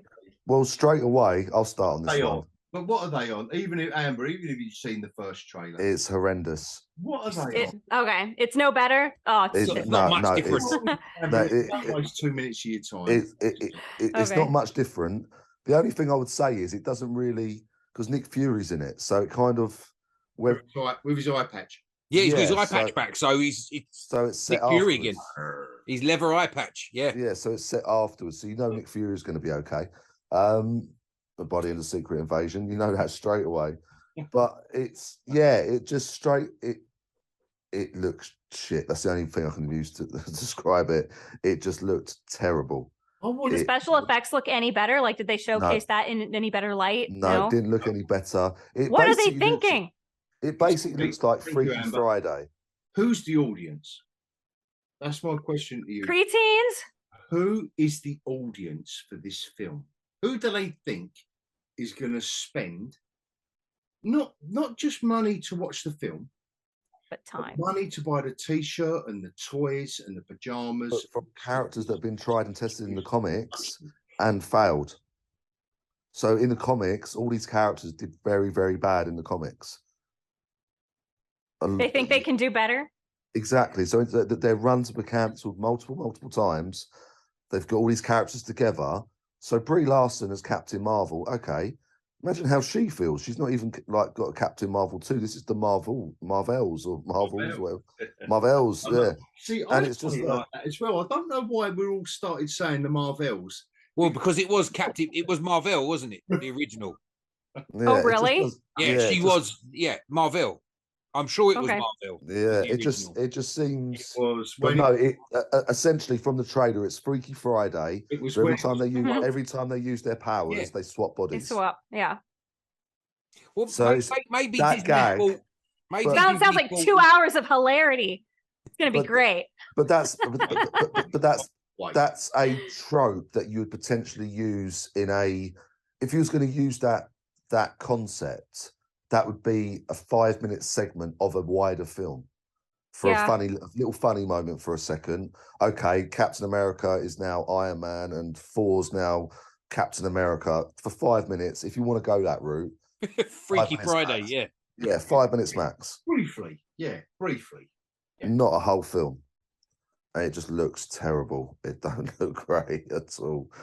Oh, no, I'm not interested. And who's a fan of Monica Rambeau? Exactly.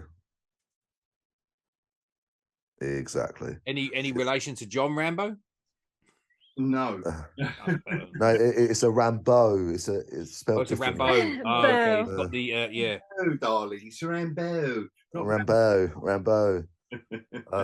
But yeah, no, she's a character from the original Captain Marvel. She was a little girl, and then she was in WandaVision.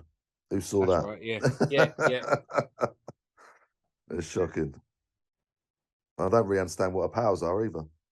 No, to be honest. She just walked through. She just walked through the sphere, and all of a sudden she's got all these powers. That's it. As long as one seat doesn't matter. As long as one seat leads to the next one, they say something funny. That's it. That's all. As long as because obviously, old Captain Marvel, old fucking what's her name? As long as she goes, oh my god, no, she's got the and it's going to be funny. The hilarity ensues from her going, no, and then Kamala Khan. But don't you think that the Avengers now? And she goes, piss off. Her eyes. That's weird. But how does everyone know who Nick Fury is? Yeah, I think Hog has talked about that. That's crazy. Is Secret Invasion going to explain that? How everyone knows who he is? Yes. He's put his eye patch on. So this week's episode, he puts his eye patch on. Does. And his leather coat. He hasn't put it on yet. I've waited 5 weeks. Yeah. This last episode is going to be full on. Slow-mo as well. The end of 5 weeks. So for 5 weeks, I've been thinking, where the fuck is Colonel Fury? the end of this week's episode, he gets the long leather coat and he goes. Poof. But the one thing I think And the he one thing a puts lot his of eye people have patch on. missed. Oh, The one thing I don't think a know lot what of it people means, have missed, but though. 5 episodes in, he puts an eye patch on, and I don't know what that means at the end of this episode. Like, so is Got that a bad eye. is that a superpower? I don't know. I don't know what eye he used. What, the lack of depth perception? Yeah, it's superpower. But he's Well, just gone. You the know, thing like, that annoyed me. Arnie, when he used to strap on all the weaponry. Yeah. Colonel. I think it's got to be that it's supposed to signify that the Nick Fury you've all loved and Is missed back. so much is finally back. Well, And go off that's that. got to be what it is. Well, go off that. So right. So in the original Captain Marvel, the cat Goose end up taking out his eye. Right. So if I'm Nick Fury, in the latest trailer, he's stroking that cat. Right. If I was Nick Fury and that cat took out my eye all those years ago, I'd be working on a weapon. So next time I see that cat, I'm going to kill the fucking thing for taking my eye. Bastard. He's sitting there stroking with it, playing with it. Oh, he's my mate and all this sort of shit. Took out my eye. He's my mate. Oh, it's ridiculous. It is. It is. There's loads of cats in this one. So if you like Yes, cats, I know. I did see that. Yeah. there's 100 cats in this one. It was ridiculous. They're all squirrels.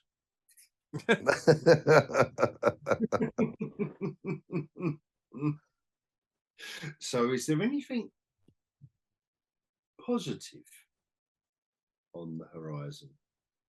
Napoleon Pod Generation. or Pod Generation. Oh yeah. Amber directed us all to that, and I've got to admit, Yep.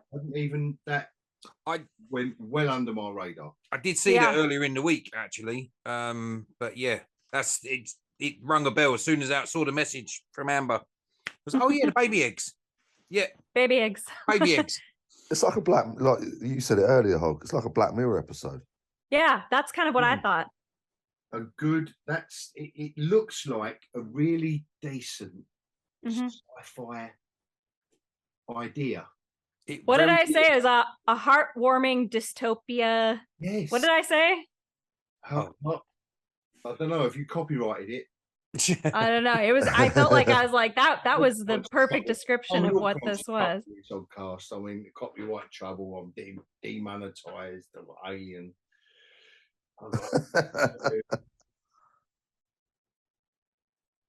Eh, man, we've been talking a lot on here. We have. I've just Oh yeah, just just looks like a heartwarming dystopian sci-fi. That was the word I was missing. Yeah. The sci-fi. No, But I think that is heartwarming and dystopian in the same. Yeah. Is cool. yeah, but that's exactly what it looks like. Yeah, and I mean, you're looking at this going, this is disturbing as hell, but She's it's weird. about like this couple, and they want to have a kid, and they're struggling. it's going to resonate on a real level, like on Mhm. an everyday basic human being level, which is what. Well, it asked the question of where are we going? Yeah, it's what. Mhm. Where's the AI? It's what good sci-fi should do. It is really it sums up what good science fiction should do. Yeah. Right, back 100%. they ask questions, and as you're Yeah. walking out of the cinema, or you've just ended the TV show, whatever it is, with science fiction, for me personally, it doesn't have to leave a load of threads. But if it leaves you with a couple of questions, can you imagine if that happened? Or can you imagine if that was real? That's what good sci-fi Mhm. should do. And that's what I really loved about that trailer. Yeah. Gives you those just one or two questions. And like I say, it doesn't mean it has to disturb you for the rest of your life, but just ask a couple of questions like, do you know what? Like, and it gets, gets political, it gets personal. Mhm. It's what, that's like what good science fiction should do. I mean, I've never seen anything like it. Like I said, it's definitely unique. It is definitely unique. Yeah. And who thinks Amelia Clark is underrated? Yeah, big time. Oh yeah, yeah. I was going to say something really rude then, but I stopped. Yeah. Well, she has done. I got it. I got it. Yeah, I'm not gonna go there because She hasn't had the best of luck. I'm gonna say No, she has not. I think she's underrated. Yeah, I Yeah, no, I she think hasn't she's had the very best of luck. talented. I think that I mean, gosh, you know what? The first 6 or 7 seasons of Game of Thrones, she's great. But remember, the writing is what turned to hell, not the performers. They were great. It was the writing that destroyed. And then she did what, every actor who suddenly becomes a huge hit, and she accepted some contracts with some big studios that offered her more shit to perform in. Terminator, Solo, like all that stuff didn't do very well. Well, it's like in Secret Invasion at the moment. Yeah. The level of actors in there: Olivia Colman, Samuel Jackson, Emilia Clarke, even the guy who plays Gravik. He's a decent actor, but you're looking at. He's in Barbie. Oh, is he? Yeah. Sorry. Back on. He knows because he's seen the first hour somehow. Tumbleweed and church bells. I'll let it down later. But you've got a great cast. Yeah. And you look at them on the screen, and you look at what they're saying. You think like you can't. And I think I did say it in one of my reviews of Secret Invasion. You literally can't blame them. Like Emilia Clarke, that relationship she has with Talos, like the actor. And Liz, I don't think you like him, do you? Well, Ben Mendelsohn. Talos, or was it you, Tayters?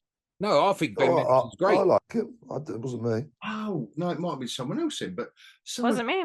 Oh, I can't like I'm not really a lover of the guy who plays Talos, but I like Ben Mendelsohn. I think it's all right. Done lots of good stuff. It was you, Cog. It was just me. I hate the But how much should that resonate with two good actors like that? The guy who's playing Talos and Emilia Clarke, the father and the daughter. How much should that resonate? How much should that have been a point of interest, something to concentrate on, of an arc through this 6 episodes? There's only one more left. They've done nothing. No, I know. It's terrible. What they've done is sat on a park bench and gone, all right, yeah. I mean, this last episode has literally got to be like 2.5 hours long to actually do something.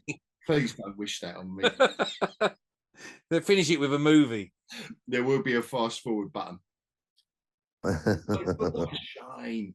And again, it all boils down to they can't, they've grounded it, haven't they? They've grounded it. They've grounded it so much, it's boring. So why bother doing a superhero story? But no, you can ground it and it's still interesting. You have to create the intrigue, and they didn't do that. They did not create intrigue. Not even an attempt. You've got aliens who could be anybody, and you didn't play that up. Yeah, exactly. Yes, thank you. Yes. Yeah, you got aliens. And they're at the top of the tree in all of the... You have to have a character who's at least concerned about that, right? You have to, like... No, it's supposed to be Fury, but... He doesn't seem too bothered. No. Shapeshifting's been around for a while, though. It's been a... Yeah, but in your species. For a while in your... It's an example, though, of one of those... It's one of those conceits that we can enjoy again and again, because it is a terrifying idea. The enemy could be right in front of your very eyes and you don't even know it. That is intriguing. Sort of like the alien invasion is a thing we've seen a million times, but we still love it. Like, I liked that movie Nope, right? Yeah. And I like, this is not a story I haven't seen done before. They did some different things with it, but the main part of the action and the intensity came from the same idea. That it's an alien. We don't know how, we can get away from it, but we got to try and get away from it. Like that. Yeah. And then we got to fight it. So there are tried and tested ideas that we will love to see again and again and again. And they didn't grasp that, I think, with Secret Invasion. They didn't play up the most intriguing thing about this story. it should have been the main driving force of tension through the whole thing, but it wasn't. I didn't feel tense at all that first episode. I was like, I don't care. Like, nobody in this story cares. I don't care. The most intriguing part was the like 30 seconds in about, what was it, 10 minutes in, 30 seconds of, oh my gosh, that guy was an alien. Like, okay. Like then it was over. and this is where the comic with the title Secret Invasion was so intriguing and exciting. And I know they can do it on that page. And I know that they only had 200 million apparently for this TV show. Oh, that was why it's so bad. But when you look at the comic, and I know it was all superhero heavy, but hang on, $200 million or like 200 million yen. Or something. What is yen? Right, I'm gonna say, because that would explain a bit more. Or lira back in the day. Yeah. Luncheon vouchers. The Secret Invasion storyline, it took the idea, and again, I go back to the creative table, and it was Michael Bendis that had written this storyline, and it was a part of a Guardians of the Galaxy storyline. It was part of a 2 or 3 year story arc in the comics. So what you had was editors and writers and artists sitting down and agreeing to the grander scale of it all, and agreeing what they had to do to make it make sense. And the essence of Secret Invasion was the fact that they targeted Tony Stark. The Skrulls had to fuck him up first. They had to fuck up Reed Richards, because these are the brains of the humans. Mm-hmm. The Secret Invasion, it was only 8 issues. So it didn't even run for a year. You know, it's not like it was an epic of novels, of a Wheel of Time that we're talking about books. It wasn't One Piece. No, it wasn't One Piece. It was 8 issues that had a Skrull invasion of the Earth involving every superhero in the Marvel Universe, and they've done it. And it was awesome. So why sit down and then go, right, we can't do any of that. Yeah. So why sit down and do that particular story? If you can't do it, if you've only got 200 million, why do that? But at the essence of it all, Tony Stark wasn't, I know I'm getting into a little bit of detail here, but please bear with me. Part of it was the fact that the Skrulls hadn't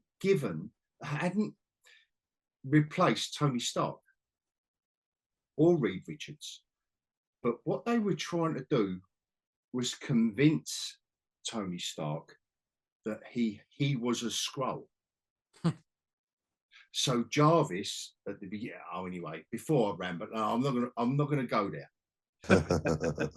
but what these writers and editors and artists and collaborative colleagues all did was bring just a cohesive, sensible, believable. I mean, when I use the word believable, we're talking about a ridiculous universe where superheroes exist, and that's what they can't do. They try and ground it. Don't ground it. Make everything exceptional. Give us an exceptional scenario where these people could exist, where Fury can come back and all right, he's grizzled, he's got an old beard. Third episode, end of the second episode, he's shaving his beard off and putting his eye patch back on and getting his coat back on. Come on, don't leave it to the 5th episode where we've seen his wife and it's a dreary, boring, everything is so dull. Do you think that they were trying to do Andor? No. I can't see it. No, good question, Amber, but no, I don't know, because I still think Andor was, at least it was a bold. It wasn't perfect, but I don't expect perfection or require perfection, but I still think Andor is one of the best. I think Andor was like the Rogue One of the TV version of Star Wars. Pretty much exactly what it was. Yeah. There were grown-ups in the room when they was, again, the creative table. And I will always go back to that with TV and film, not necessarily comics or books, unless any of you want to disagree with me, but I think it's the visual mediums where it is so collaborative. Where you need all the guys and girls on board that are going to help you along the way, whether they're going to light it, whether they're going to, help end an episode on a cliffhanger, whatever it is, you need them all on board. And it's interesting that you're talking about this. So I did the Shadow and Bone thing, right? Okay, now I've read the books now, and I've seen the series now, and I'll tell you what. Whoever was in charge of that first season, those were grown-ups because they did it right. They actually improved upon what already existed. They said, let's take these characters that are very cliche and underdeveloped, but still very popular, and we'll make them even more likable so that people who've never read the books maybe could watch it and be like, dang, those are well-rounded characters, and I'm finding this interesting. And even though it's clearly YA, it was a huge step up from the books. And then season 2 came around and you felt like somebody said, dang, we did such a great job with season 1. We should put some of our experts on this. And it went downhill quickly. But it's like what you're talking about here, Hog, where you felt like there were grown-ups involved in making this happen. And then what I think it's the studios get their hands on it and they say, okay, we did so good with this, or we've had a success here or whatever, let's try this. I don't know, maybe I'm not sure where I'm going with this, but I feel like people think that they see the potential for a lot of money. And even in this case with Secret Invasion, the concept had potential, and so they said, we'll put our big guns on this. But it turns out it's not. They're not the ones who are making successes out of what we've seen in the past. So I don't know. I wouldn't mind, Amber. Like, you're not wrong, but I wouldn't mind if there were. This is what I mean about oversight again, or editorial input or consideration. I wouldn't mind if there was a businessman involved that went, right, hold on a minute, you've just drifted, because a savvy businessman would go, or woman, would say, hold on, you've drifted off the books here, or the comics, like, hold on, you're going to piss off the people who are already fans. Yeah. So, convince me that this is going to work. Why are you doing that? Oh, we're just going to do it for 2 episodes. We've introduced 2 new characters, which would be fine. Don't get me wrong. Like we're like what we're talking about. It's adaptation. For me, one of the finest adaptions of comic book to screen is Daredevil. Yeah, 100%. Do you know what? And I knew you'd wake up, Liz. But he's been hibernating. It's but if you have followed the comics for any length of time, it was nothing like the comics, but it needed. The only time it's actively worked. Yeah, the teams involved in adapting this comic. We've spoken about it before. The only time, so Daredevil adapted it very, very well. Yeah. The only time it's actually ever worked that I can realistically think of where they purposely gone against what the comics did was Walking Dead. And they smashed it. They actively changed things. Yes. Well, but they only did that so that they would entertain the comic fans. So they changed, but they didn't like change the core of the.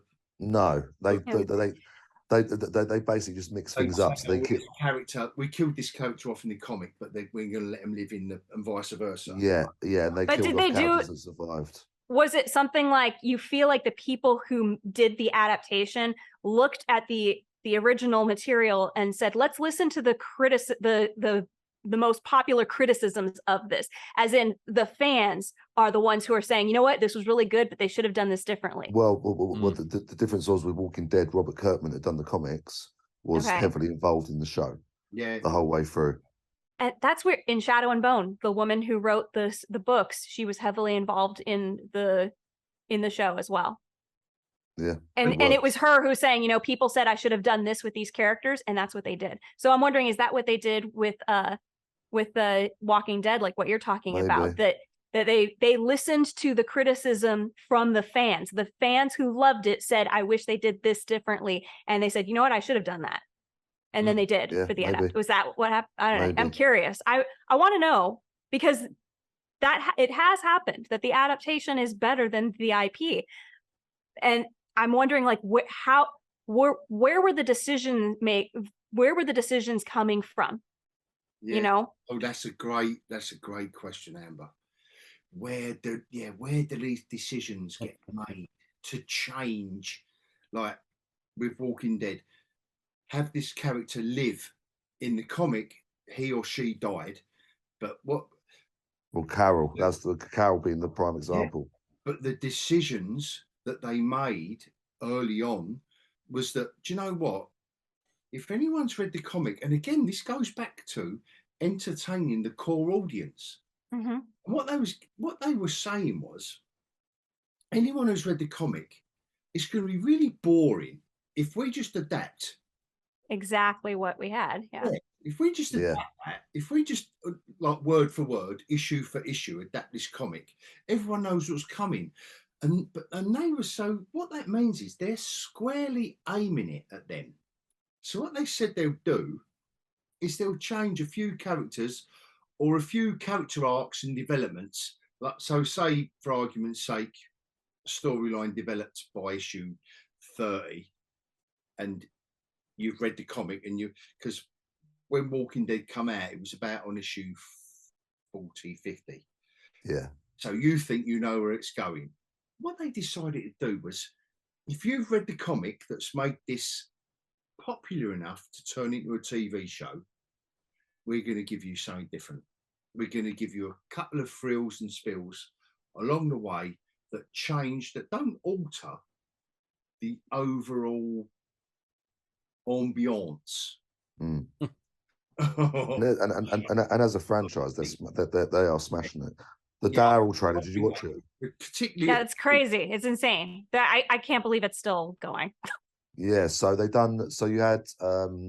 It's like the show is a zombie. Never dies. It's the undead show. Yeah, so you had the original series, which went 11 seasons. So the original series went on 11 seasons. Fear the Walking Dead, the spin-offs on season 8, and that's its final season. Then you had World Beyond, which was like 2 seasons, which was terrible, to be fair. Then you had Tales of the Walking Dead, which is like an anthology where it's just like one-off stories, 6 episodes, just within the world of the Walking Dead. And now you've got Dead City, which I can't find anywhere at the moment, but it's out in America, but it's not out here yet. But the Daryl trailer just dropped, and I'm very, very excited, to be fair. So they've had 23 seasons within this franchise, 23, and the one that's the one-off stories I'm counting as one. Yeah, so you got pretty much. And then this movie. Well, it's a show. Oh, it's a show. Yeah, okay. but then you've also so 24. So you got Dead City, which is out in America but not out here yet. And that's Negan and Maggie. Then you've got Daryl, which is obviously Daryl's show, which looks amazing. And then you've got the Rick and Michonne one, which is coming out next year. But I said this to you earlier, Hog. Once that's done, because the Rick and Michonne one's the one I'm truly looking forward to. Once that's done, I want it to be done. Maybe an odd one here and there. Yeah, please. Yeah. It just ties up all the loose ends, which is quite nice. Do one little mini series a year. Yeah, and they're only 6 episodes. Like the Daryl one's 6 episodes. The Daryl one's 6 episodes, but it looks. I was very surprised with that trailer, the Daryl trailer, because it just looked different enough, just to give you some new flavour of this world. Oh, definitely. What Daryl in Europe? Daryl in France, you know. Well, the main question is, how the hell did he get there? That's my question. But Kayak. It's a rich enough universe, I think, It's a rich enough universe to have the odd story just once a year. Like you can't mine it. Like the main, if we're going to use the mine analogy, you know, all the main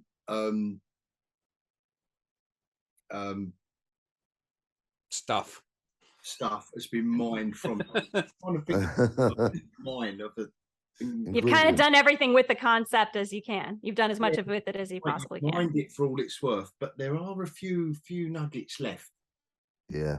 And if you're clever, you just do, you know, to keep the franchise going. You can. I like the religious aspect in this trailer. Yeah, that was. Didn't really we just? like that. We discussed during oh come on, what was the one that we just did? The zombie show with, come on, it was the girl and the guy. Last of Us. Okay, and one of the things that we were saying they should have done is Tales from the Apocalypse, right? Yeah. Now you're doing that with a beloved character. Yeah. So yeah, pretty much. That sounds cool. But yeah, I must say I like the religious aspect to it. So, you know, like, you know, if you look at religion, the world's ended. It's been ended for God knows how many years now in the Walking Dead timeline. I think it's been from like Apocalypse Day to now. It's like 14 years since the outbreak. So you've got this real hefty post-apocalyptic world where now the ones that are holding on to religion are now looking for a Messiah, which I think is quite interesting. I think that's very interesting. They sort of touched upon that in Fear the Walking Dead, but the good thing is with Fear the Walking Dead, in this final season, they've done a time jump of 8 years, which is very good. They left it on a bit of a semi-cliffhanger, end of season 7, and this season just opens up 8 years later. It's good. But across the ocean too. No, the Fear the Walking Dead is like sort of South America, like Mexico way. Oh, okay. Well, but that's all part of the same body map. Yeah. But now the first time with the Daryl show, it's the first time we're seeing the Walking Dead world in Europe. We had a little teaser of it at the end of World Beyond. There was a little like scene towards the end where they sort of went into because you never found out how the apocalypse happened. You had a few little teasers and a few little bits. And in the last season of The Walking Dead, you started to get the sort of mutation of these zombies. So they weren't just the slow, boring bastards anymore. They were livening it up. Some of them were starting to be faster. So they were sort of reinventing it a little bit, which is where I think this is going to go with the Daryl show. I think it's going to almost reinvigorate it and reinvent it. And in the Daryl show, do you think those nuns are going to have guns? Nuns with guns. That's a great film. That is a great film. Nuns with guns. Epic. They gotta. It would be interesting if they do. So, like, I love martial arts, right? The whole idea of like Shaolin martial artists evolved because you had these monasteries where the monks were so vulnerable to people coming and thieving from them. So they developed these martial arts to defend themselves. And that's why you have like the different sects of Kung Fu. And so it'd be funny if that's like what has happened, but with you know, the Judeo-Christianity, like they become martial art, like their zombie fighting styles, like, you know, well, the you know, this is the little sisters of the poor who are experts in, you know, archery and projectiles and whatnot. And then you have, you know, the explosives who are the I don't know, the Franciscan brothers or something. It'd be funny. How funny would that be? Oh gosh, that'd be hilarious. We're writing a series right here and now. Nuns with big guns too, fighting the apocalypse.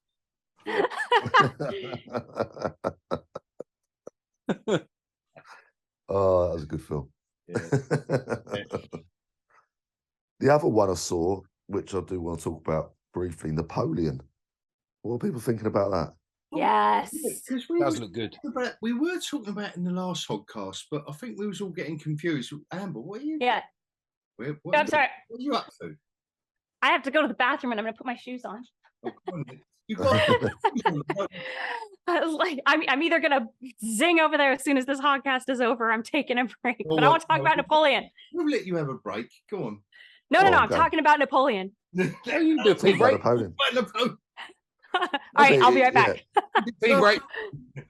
Oh no, I just thought, you know what, Ridley Scott, Joaquin Phoenix. The trailer did enough to grip me. I found it Definitely. quite intriguing. I don't know what you guys think. I I found mean, it quite... I'm not up on Napoleon. Say his name? Huh? How did you say his name? Joaquin Phoenix. Whacking Phoenix, but yeah. Wait, hang on. You can't talk. Keanu Reeves or whatever you call him. Keanu, although it's Keanu. Yeah, that's fine. Oh, it's Keanu, is it? Oh, yeah. That's the official. That's it. I texted him earlier. We were chatting. Keanu. It sounds like a little bean. Oh no, it's quinoa. It's Keanu. Yeah, it's Keanu, man. Keanu. That's the new one, isn't it? Quinoa Reeves. That's it. Quinoa Reeves. And but the Napoleon trailer. I mean, I'm not up on the history of Napoleon. I don't really. It doesn't bother me, but that does look intriguing. That really, it looks like good. It's something almost else. like we haven't had I wouldn't even say Braveheart, but that sort of level epic for a while. And I think it's something that you haven't really had for a long time. So it's a bit of a market that kind of needs to be utilized, really. And I'm looking forward to it. Get some big battles and interesting story, bit of an epic. And old Phoenix brings it every time. So I mean that intrigued me. I just can't work out if it's a series or a film from that trailer. I thought it was a movie. The first time I saw that trailer was today. I think Spielberg's got something to do with it as well, but it is Ridley Scott. Oh, because Amber was banging. Amber said that, in the last hogcast. I thought Spielberg's involved. It's Ridley Scott directing. Yeah, he loves historical epic. That boy. Yeah, he does, doesn't he? Well, he does now. He's getting older, but he never used to, did he? His name's definitely Ridley, yeah. Not no other strange pronunciation. What other films has Ridley Scott done? Ridley. Off the top of your head.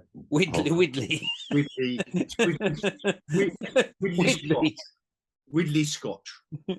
What other films has he done off the top of your head? The Green Grass. Yeah.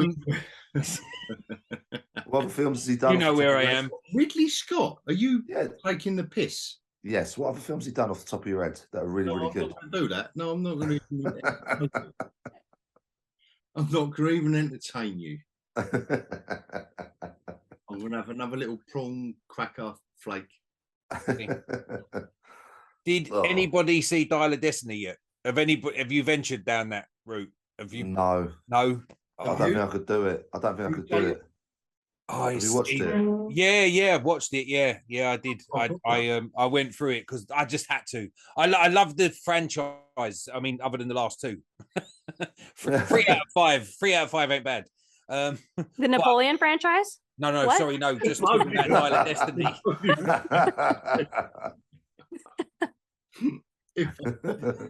No, just mentioned Dial of Destiny is all.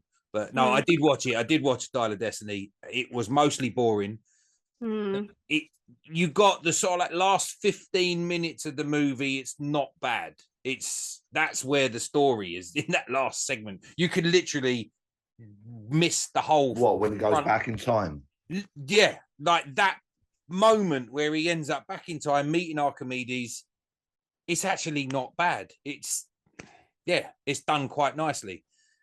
The ending, but at that point, it's like already ruined. Yeah, by that point, you're not invested.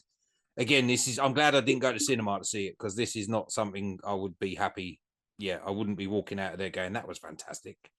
No, but the ending, they ruined it. The Looney Tunes ending again. And I'm sure it's bloody Kathleen Kennedy. It was just like, she's done it again. Exactly the same way she ended Mando 3. What is it with that shrinking? It's still what I don't get it. I don't get it.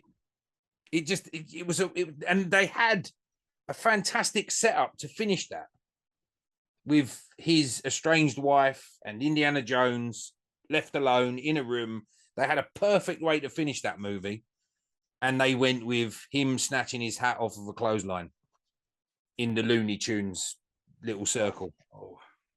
Who's snatching the hat off the clothesline? Assuming it was Indiana Jones. Huh? Well, was the hand male? It looked The male. hand? It looked male, yes. Oh, because I thought it was the hand over the flea bag. No, she's gone. She walked off. Oh, She's good. not even in the same apartment. She's walking down the road to go and get ice cream. Well, wouldn't you think that what they would do is they would zoom out on this is just one house out of many. Like there's this guy who's lived this amazing life in here. Like I've never seen the movie, but I would assume you want to do it kind of like how they ended. Well, you know, like Raiders was great. From what I saw, it was like the final scene with him and his estranged wife. You know, they've run through something that they did in Raiders of the Lost Ark, and it was quite nice. It was a little heartwarming scene. The perfect opportunity was for her just to pick up his hat and put it on his head, leave it at that, done. Yeah, that for me was a nice. That would have been a nice ending, but it just a bit like for me, the way they ended the Captain America storyline, the Steve Rogers storyline, Marvel films.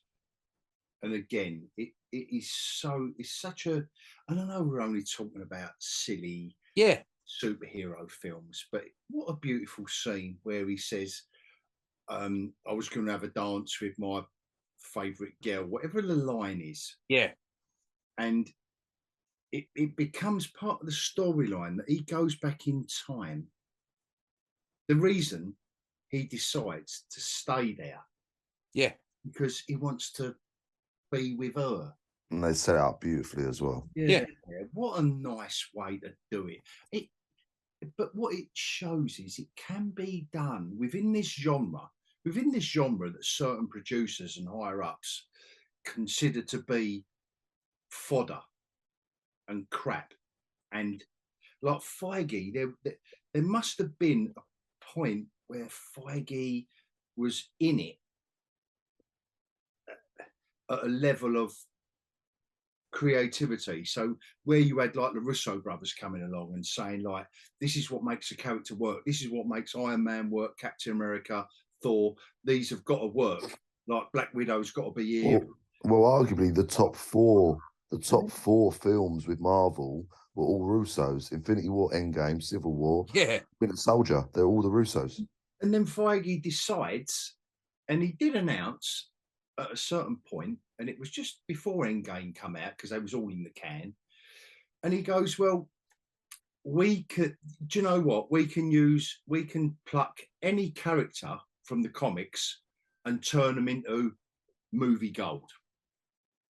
And Delusions of Grandeur, though, isn't it? Yeah, and I know success. I am paraphrasing him, but at the time he said that, I did think, well, yeah, if you use the Guardians of the Galaxy or the Blade examples, you're right. And even Captain Marvel, even the Brie Larson, even the female Captain Marvel, yes, you could say that. Not even because the Captain Marvel, even as a male, wasn't really the greatest, longest lasting character. No. Right. So Feige was right, but it becomes something else, doesn't it? When it becomes something else when you lose the collaborative process to what makes this work, what makes the audience come back, what makes this, and the Russo people like the Russo brothers go, and who do you replace them with? In like guys and girls that make indie films or that work Rick and Morty and you do TV shows, and I'm not even joking, they just come from nowhere. And you go, well, what have you done? But you go, you can make that work. I'll tell you what we'll do. Let's take the piss out of the fans, the audience, waiting to see the next thing. But like She-Hulk, let's just take the piss. But that's what it was about. And they still missed the trick. Yeah. Do you remember when that first episode of She-Hulk? We were so hopeful. We were so hopeful that was going the right way. How can you miss the trick when you've got a character that literally in the comics took the piss out of the fanboys, Yeah. that literally held you up into the daylight and showed the ridiculousness of collecting comics and believing in superheroes. And I they hate that still first missed episode. it. They still an open goal. And that's what I thought it was going to be. I was ready for it. I was ready to have the piss take. Like, you know, you want a good roasting. You think, yeah, they're going to roast us. They're going to roast us. And they still didn't do it. They had to make it some kind of idiot. I remember that first episode. I was arguing with you. That first episode, you was like, no, it's all right. No, it's not.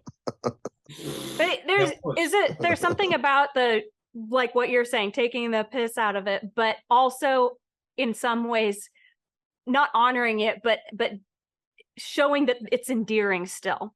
Yeah, the ridiculous. Yeah, because I'm thinking of Galaxy Quest. Yes. Oh, brilliant film. Yeah, fantastic. That is like the epitome of the Star Trekkie. We're going to make fun of you, but we also love you. Yeah. A bit like what Seth MacFarlane with the the Orville. Yeah. And 100%. The Orville is legitimately good, though. Yes, like this, it's not Orville, but Seth MacFarlane with the Star Wars stuff, the Blue Harvest. Oh yeah, the free Family Guy. Episodes. Oh, the family stuff. I still like Robot Chicken Star Wars better than Family Guy Star Wars. Oh my gosh, Robot Chicken Star Wars there's nothing better. I'm with you on that. Nothing better. You cannot do Stormtrooper. Stormtrooper.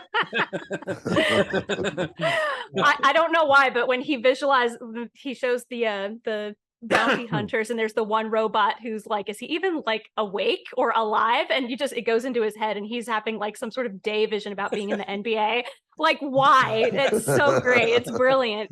I mean, yeah. Sorry, go ahead. I love the Robot Chicken Star Wars. No, I was just going to say that can only come from the love of it. Mm-hmm. Yeah. But to roast your making fun of yourself. Yeah, to roast it. You've really got. It's not, I'm going to make fun of you losers. It's, I'm going to make fun of me, a loser. It's different. It's totally different. There's no cynicism there. Yes. No, it's the love of it, and it's a self-deprecating thing. Yeah. Almost, because obviously they weren't the original creators, so it can't be self-deprecation. But didn't Seth MacFarlane go to George Lucas with the actual breakdown of the script, and Lucas was like, yeah, do it. I think it's brilliant. Cynical thing. But Seth MacFarlane loves Star Wars, loves Star Trek. He's a huge Trekkie fan. Like, he's into this stuff.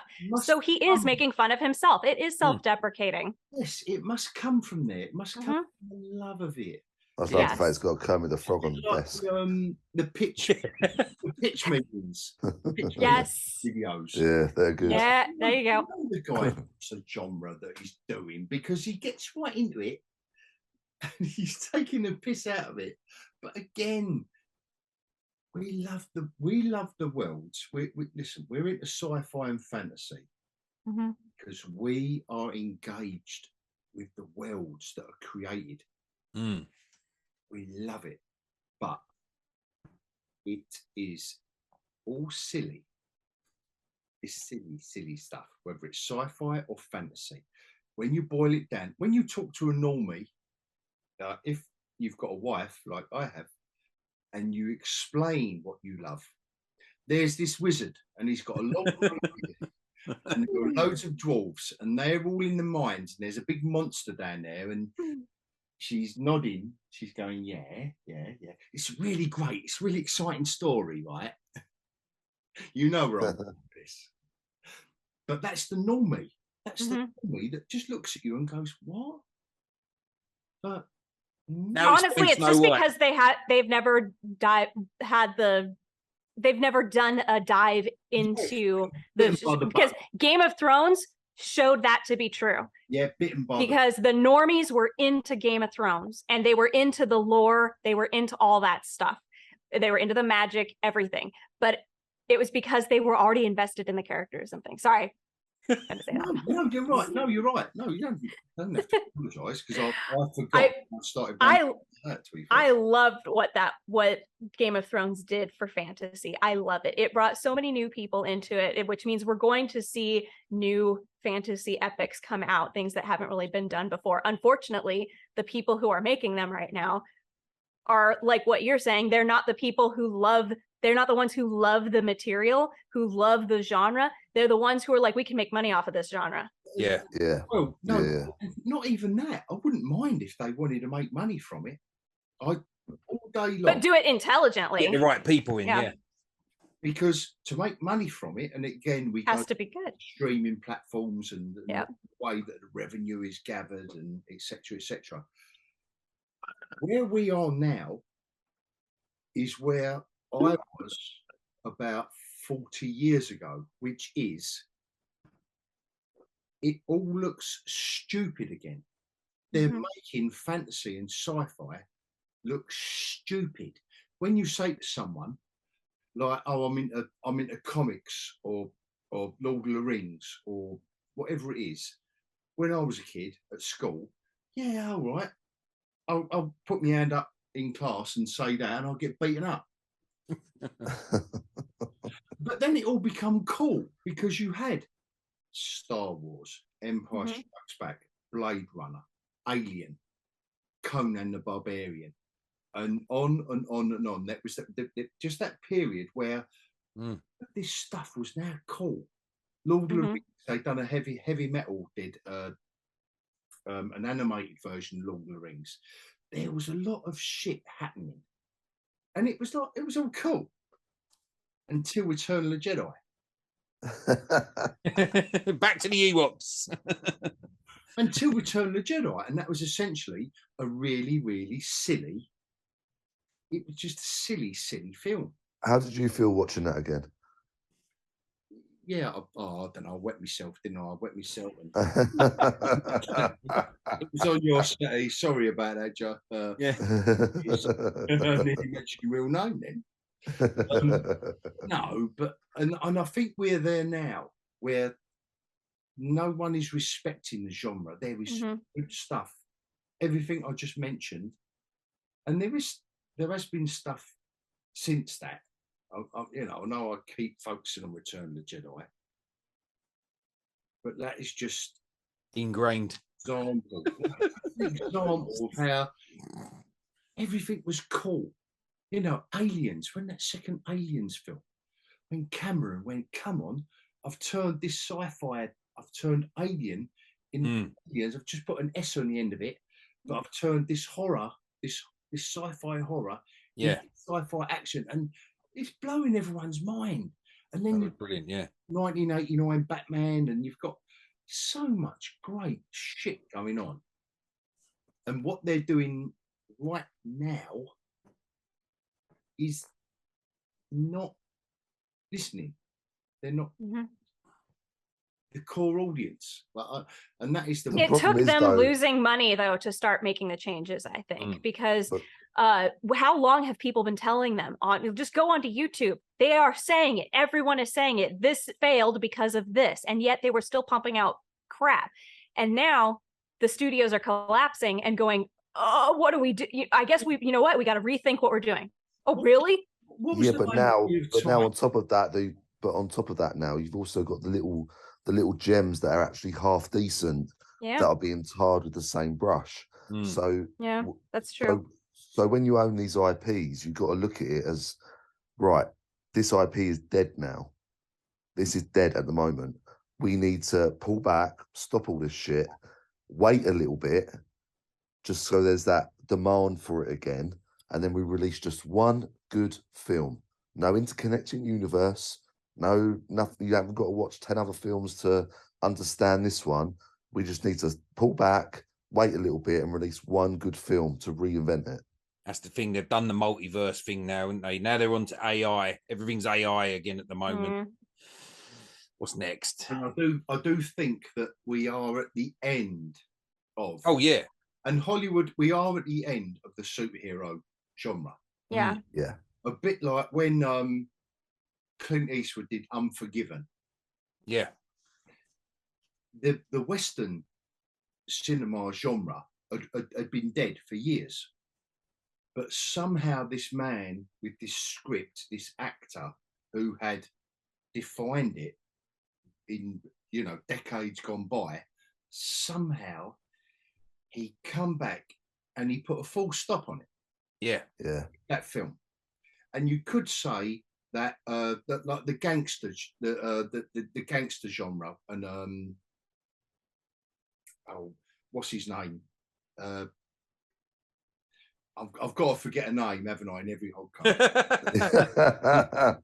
There's a lot of names there. Ray Liotta, Al Pacino, Robert, Martin Scorsese. Yeah, Scorsese. It's where, you know, Scorsese would punctuate the gangster genre with whether you're gonna say it's Casino, or what was one before it. Anyway, doesn't matter. The superhero genre is just another part of Western, gangster, etc. Rom-com, whatever. There's only one that's been able to reinvent itself. You know, the 80s action, whatever it is. There's only one genre that's continuously been able to reinvent itself, and that's horror. What is? Horror. It's the only one that's continued all the way through. Yeah, you're right. And has always reinvented itself one way or another.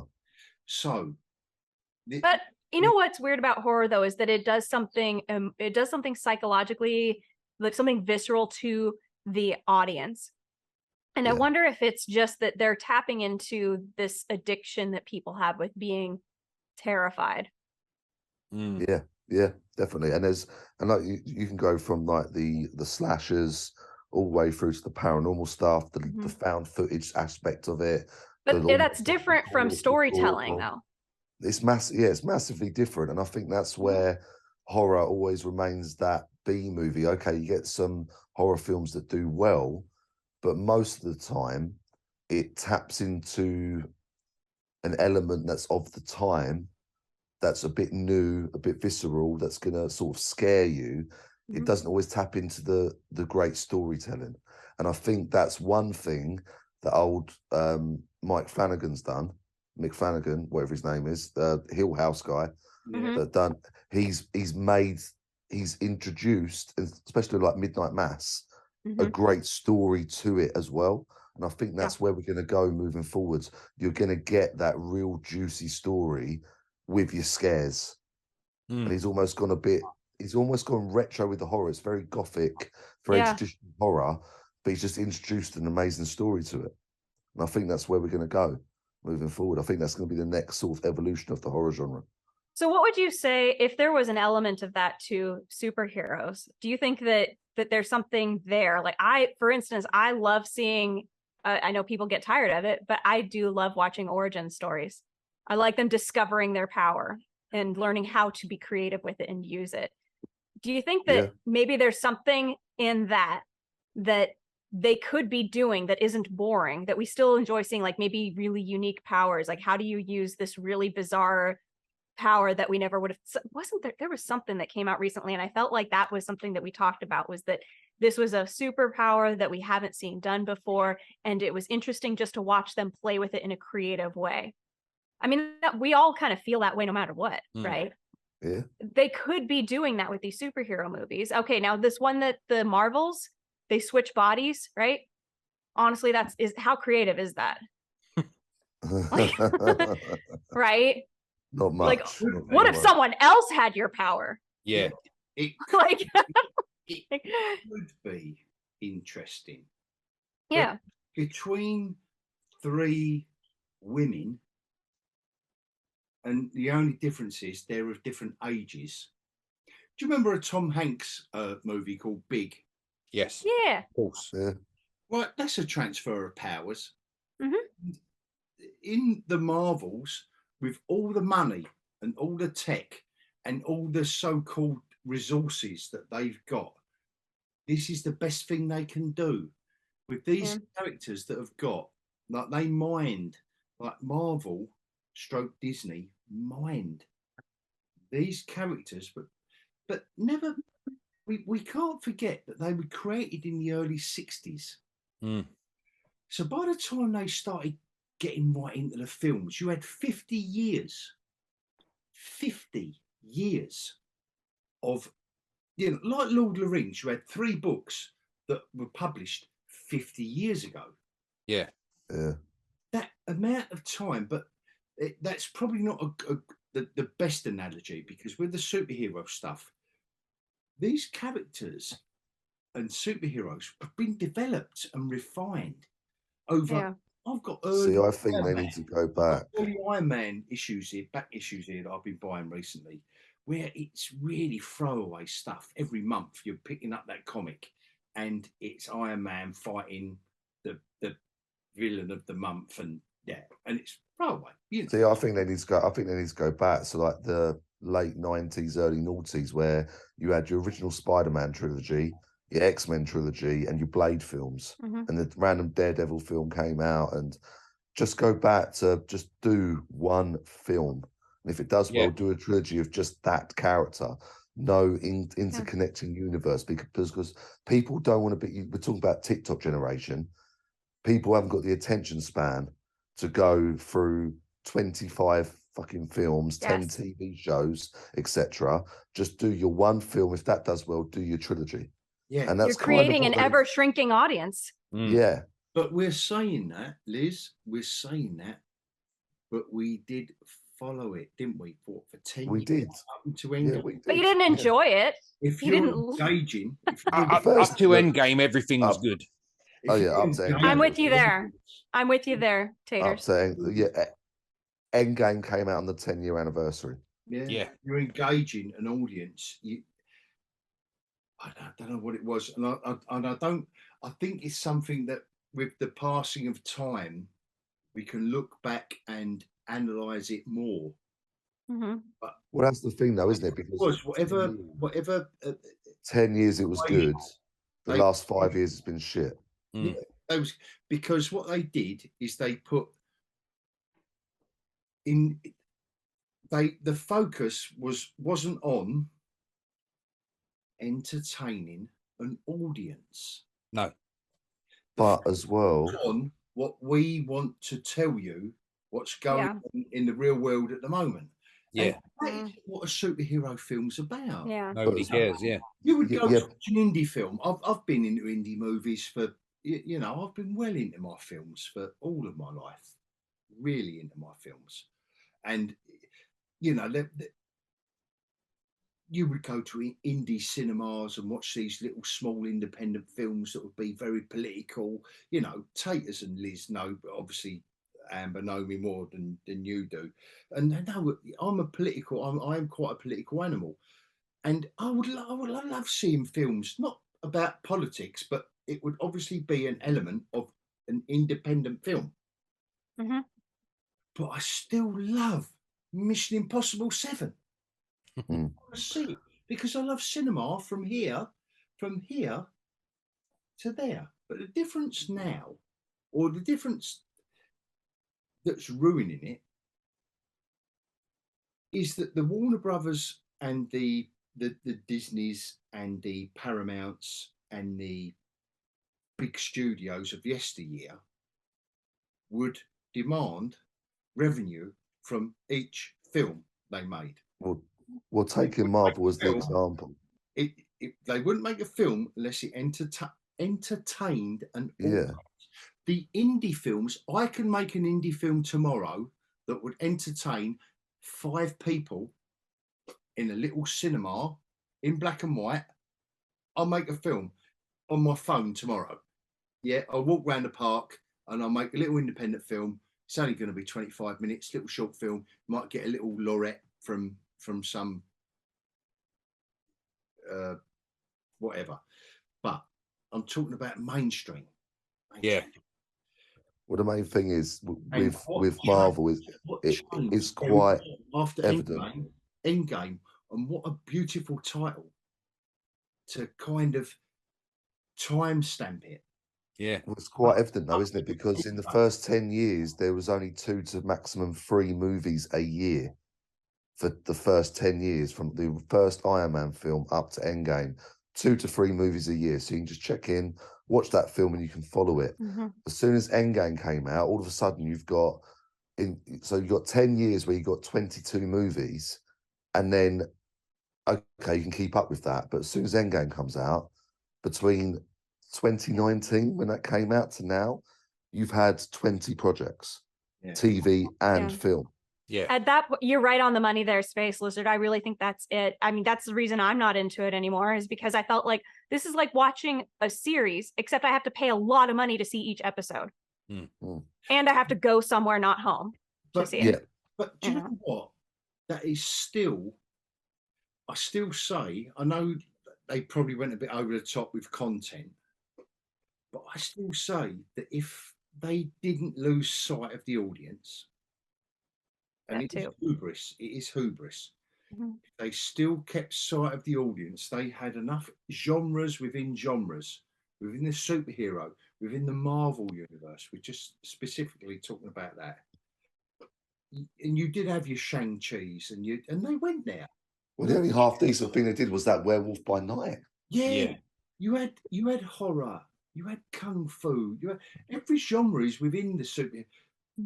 What they did is assume that the core audience was an idiot, a pathetic idiot. And that's what they did. And that's what they're doing now, even with the novel adaptations, even with Wheel of Time. I mean, I know you're doing that now, Amber, but I didn't start, it was early doors with the geekyOlhog channel when Wheel of Time come out. And what I was seeing was the core audience of the books was saying, oh, you've changed too much. Too much, yeah. You've changed too much. Like, this is shit. Like, we don't want to see that. Either go the Snyder route and do a literal adaptation of the book, like page by page, like he does with the comics, or you can bring new stuff. I think you can change characters. I think you can as well, but I think people want like a definitive ending to a degree as well. Because it's like I was saying to you the other day about like the graphic novels. Now, I've been a Batman collector for years, and I'm getting to the point now where there's so many different things. I'm trying to keep up with it. I'm gravitating to more towards like the one shot. So it's a one graphic novel, one contained story, and I can just pick that up as and when I want. I'm good to go. And I think when you continue with this ongoing universe, and it is an experiment. I mean, Marvel were the first to do it, really, where it was a massive interconnected universe.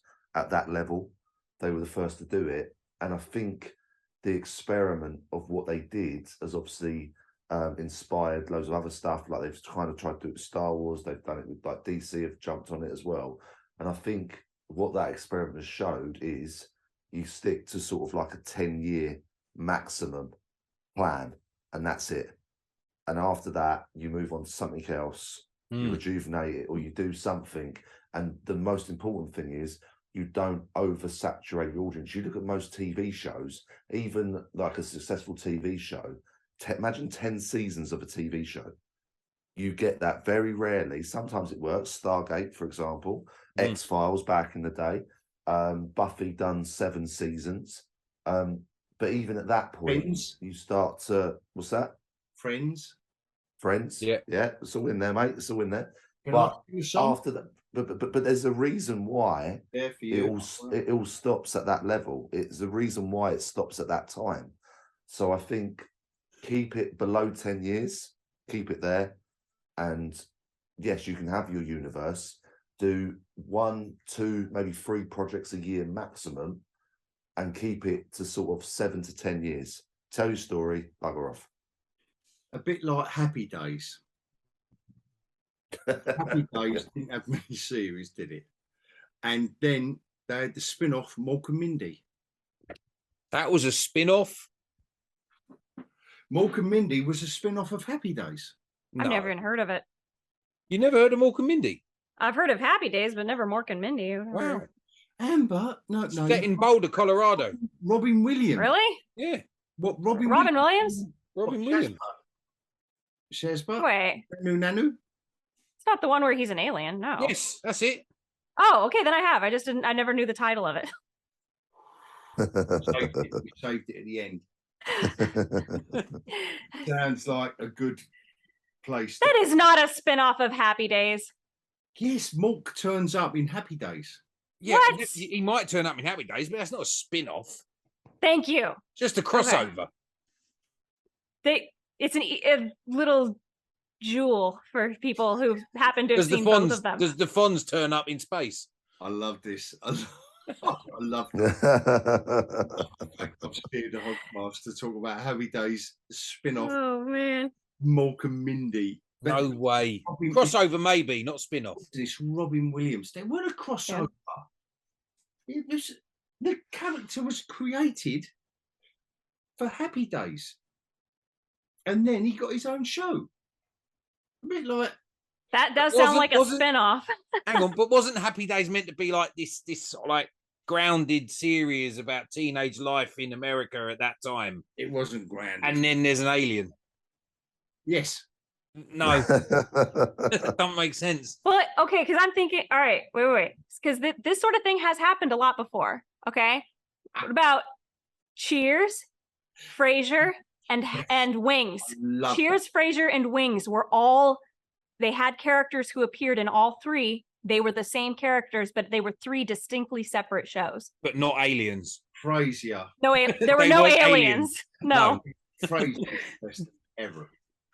Frasier is still hilarious. My family still watches Frasier. It is still hilarious. They're I will rebooting it. sit down with your family any day of the week. They're rebooting. Watch Yeah, Frasier. they're Come on rebooting over. it. How can they reboot? I know Marty's dead. No. The guy who plays Marty. No, Bless him. they're redoing it apparently. I heard. not through gonna the work. grapevine. Eddie. I am Eddie foreseeing a passed- disaster. Eddie passed away a few years ago. 'Cause I think there were that, 2 or 3 Eddies in the original series anyway. So Yeah, like they with started using his Fraser. puppies. What, I Did heard you not know that? Oh no! Oh, tell me that Santa Claus isn't real, Amber. No, I heard old Nicholas Lyndhurst is in the reboot of Fraser. No way. Yes. No, seriously. No. Just leave it where it was. Yeah. Or where No, I don't think it's going to be good. So if you watch Frasier all the way through, it becomes almost depressing in the last Yes, like it season. does. Yeah, you're right. It's I don't think it's, I mean, how much more depressing is it going to be for all of us to sit down and watch Frasier and Marty's not there? Yeah, and also it marks your age. It's like watching a band that you enjoyed when you were young, and you see the headline news that, oh my God, they're touring again, and then you see the picture of the band and you think, they're looking a bit rough. Yeah. They're looking a bit rough, and you think, oh yeah, Like Guns N' Roses at Glastonbury. that's because I'm as old as Axl Rose now, and he's rough, and so am I. You know, just leave Fraser alone. Yeah. Charlie's Angels, just leave it. I think, okay, so actually this makes me think of something. So like what we're talking about with the superheroes and, you know, you can only go about 10 years or so. And I'm thinking about Frasier. Like I love the Niles character. I adore the Niles character, and the dynamic between him and Daphne and Maris, the elusive Maris, is brilliant.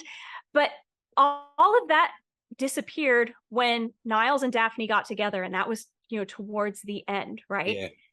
And I'm thinking at a certain point, when you have a character who is so loved and they go through so much change, like, I mean, I'm not saying that this change killed the character, but I'm saying at a certain point, they're not having this similar enough challenges that we go, oh yeah, this is the character that I love. You kind of go, well, the character that I really loved has matured and gone past this sort of thing. And do you think that that could be what's happening with some of these favorite Marvel characters that we're just like, they have gone through so much at this point that we're not discovering, we're not surprised by them anymore. We're not discovering their personality anymore. We're not going on this adventure with them where we're seeing them become something anymore. They've kind of gotten to the end of the journey and you go, that's it. There's nothing more for them to do, you know?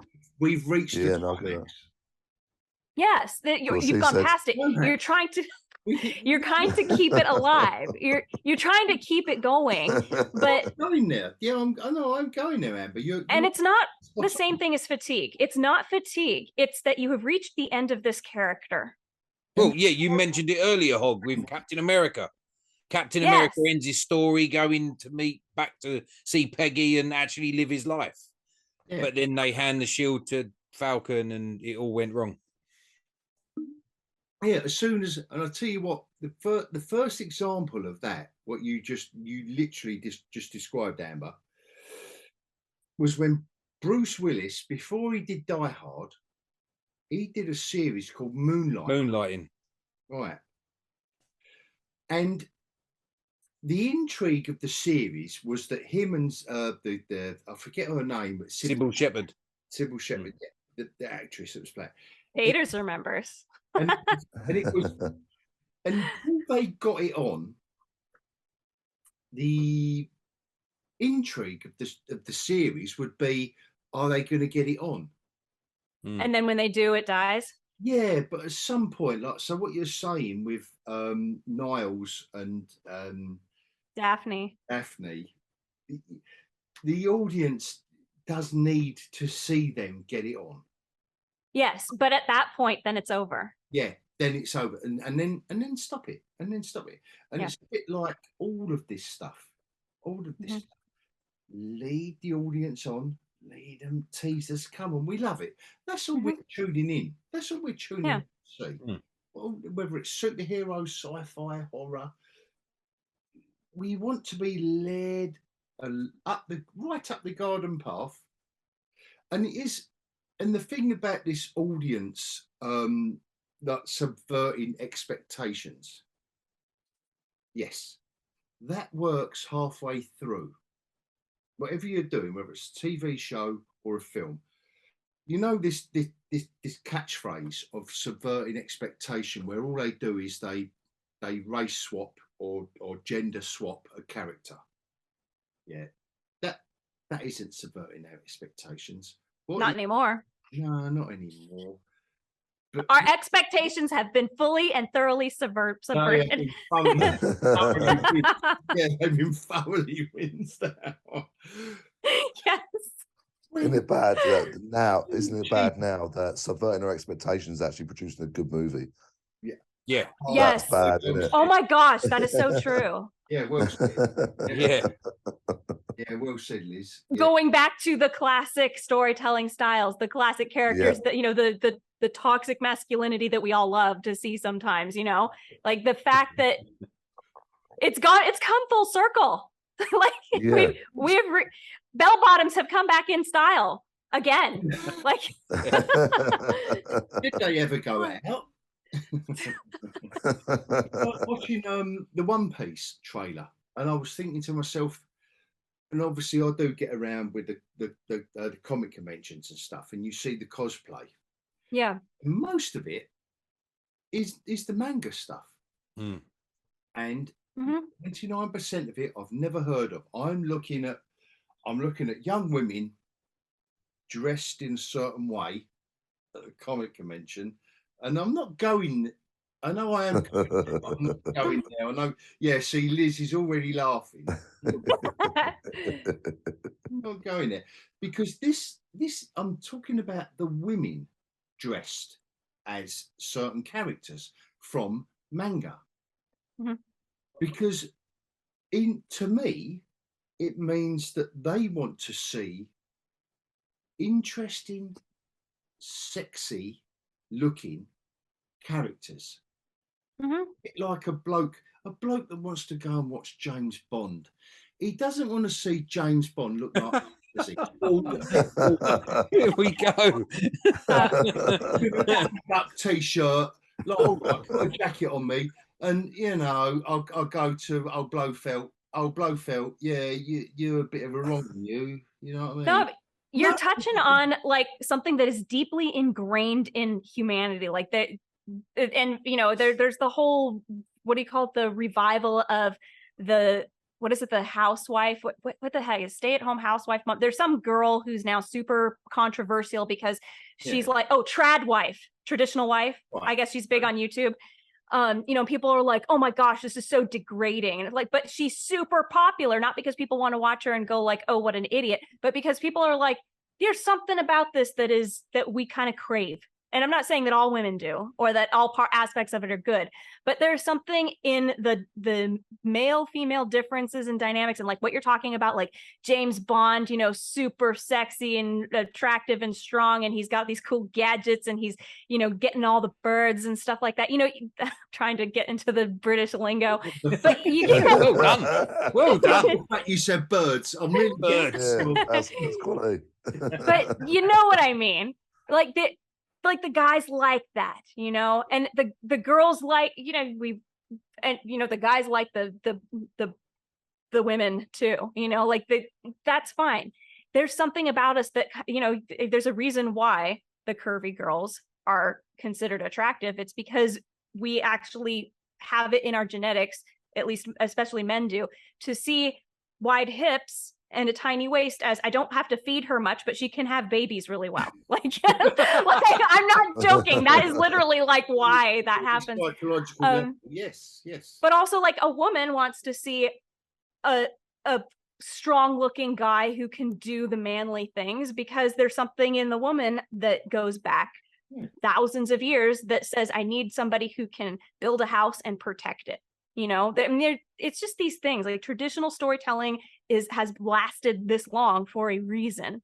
Yeah. Traditional characters, these archetypes, they have lasted for so long for a reason. They're not things that like, oh, these are terrible, we should get rid of them. They're never going away. You can try and push them away forever all you want, but they're gonna come around and be the ones that, like Maverick, like, dang, this badass guy who can like put the kids to shame because he's just that good. You know, like, we're gonna see these kinds of things always come back. They'll never go away forever. They will always come back, because I think it's in us genetically. I think it's so ingrained in humanity that we will always want these portrayals. And it's like the strong female character that can be done without making it just a woman, but it's a bloke. Yeah. A man has written it, and he's just gone, oh, instead of calling him John, he's called the character Julie and made that character. But the strong characters that women engage with. Yeah. That, getting back to the like the comic conventions and stuff that I go to, and the cosplay. So why is it that women would still go for the one with the big blue ponytail from Arcane? I don't know her name. And Sailor Moon and endless manga. Okay, so like I was into Sailor Moon when I was a kid. Right. And I can tell you, it was cool. I was like, her outfit is sexy and cute, and she has magic powers, and she fights the bad guys. Like, right. And they still want to dress up. So women still want to dress up and go and do the cosplay's a thing. You know, I'm a crusty old geezer that, all right, that's a bit of a peripheral to when I go to, because I'm the one that goes to a comic convention who's looking through the boxes trying to buy comics, but obviously they're all on the sidelines, and it is easy on the eye and all the rest of it. But my main point being, they must obviously be strong characters for these women, young women, to want to dress up and do cosplay. Yeah. There's nothing wrong with that. Well, again, another recent example, take away the manga side of it, another recent example of a good, strong female character was Mission Impossible 7. Look at all the strong female characters in that. Awesome. Amazing. Some great characters. It doesn't have to be strong female or strong male. Just character, really good characters. So then people will complain like that, okay, but the Mission Impossible, I haven't seen Mission Impossible 7, but I guarantee you she wasn't the main character, right? We all know Tom Cruise is the main character, and they'll say, well, that's why you liked it, because she wasn't in, front and center. But then look at like what happened to Mulan. Mulan was a front and center, strong female character. She was competing with the boys. The animation was the Disney animation. We all like that because she couldn't keep up with the guys physically. She had to figure out some smart way to keep up with them. Yeah. And like that was, and it was hard for her. It wasn't easy. And then in the end, yes, society was against her. They were going to cut off her head when they found out she was a woman, but it was not obnoxious. This was not obnoxious because it felt like a realistic portrayal of the situation, as opposed to, you guys are all idiots and now you should know it. You know, it was interesting the way that they adapted it and took all of those things away, and it was a flop. You know?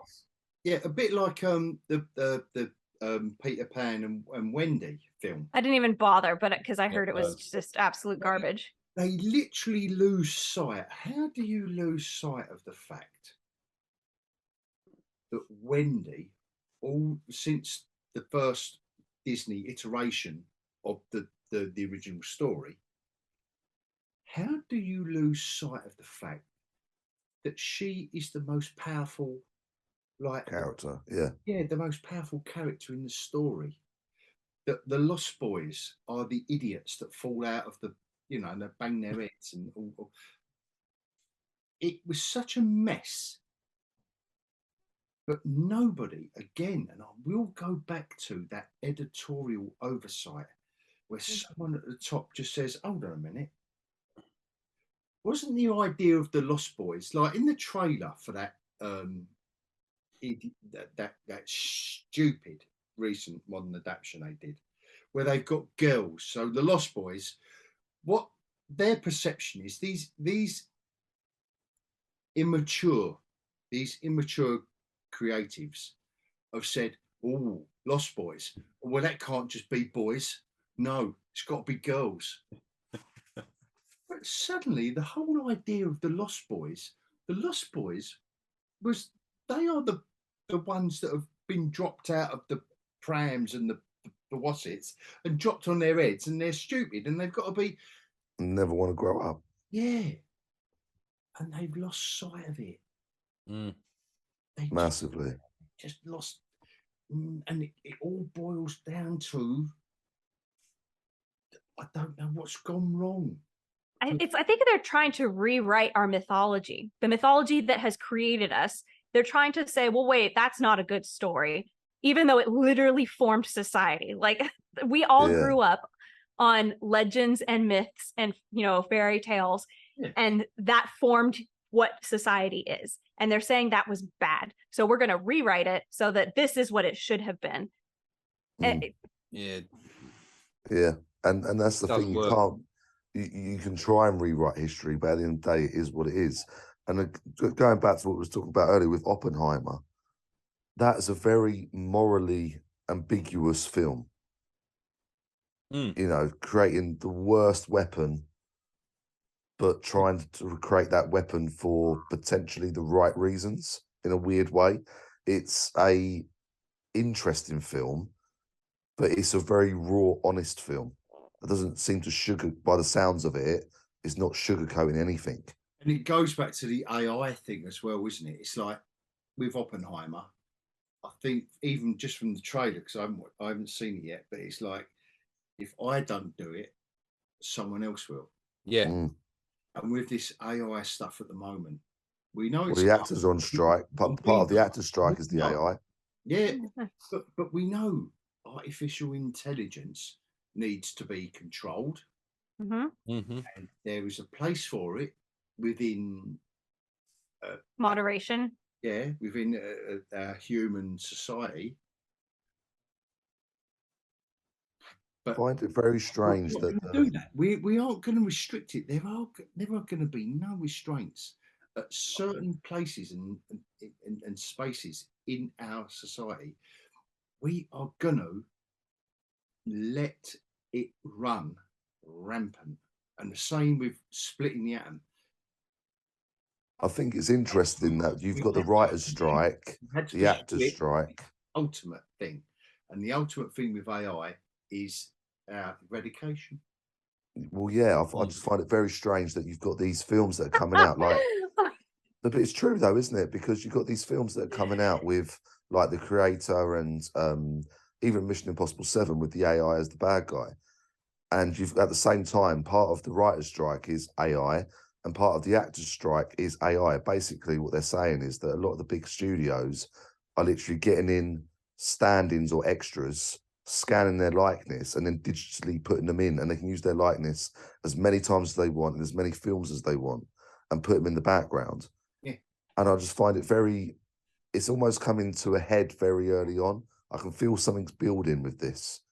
And yeah, the AI, it's definitely a thing to watch out for, because it's terrifying, to be honest with you. But it's interesting what Hog says, because let's think about some of the other dystopian trends that there have been. You know, there's been the totalitarian government that rules the whole world eventually, you know, and that we know how that ends. Then we have the zombies, you know, there's the people who survive in the pockets. How does AI always end? With our total destruction, like physical destruction, like atom bombs going off over every major city. Well, even James Cameron came out, didn't he? James Cameron made a statement earlier in the week saying, I warned you about this with Terminator.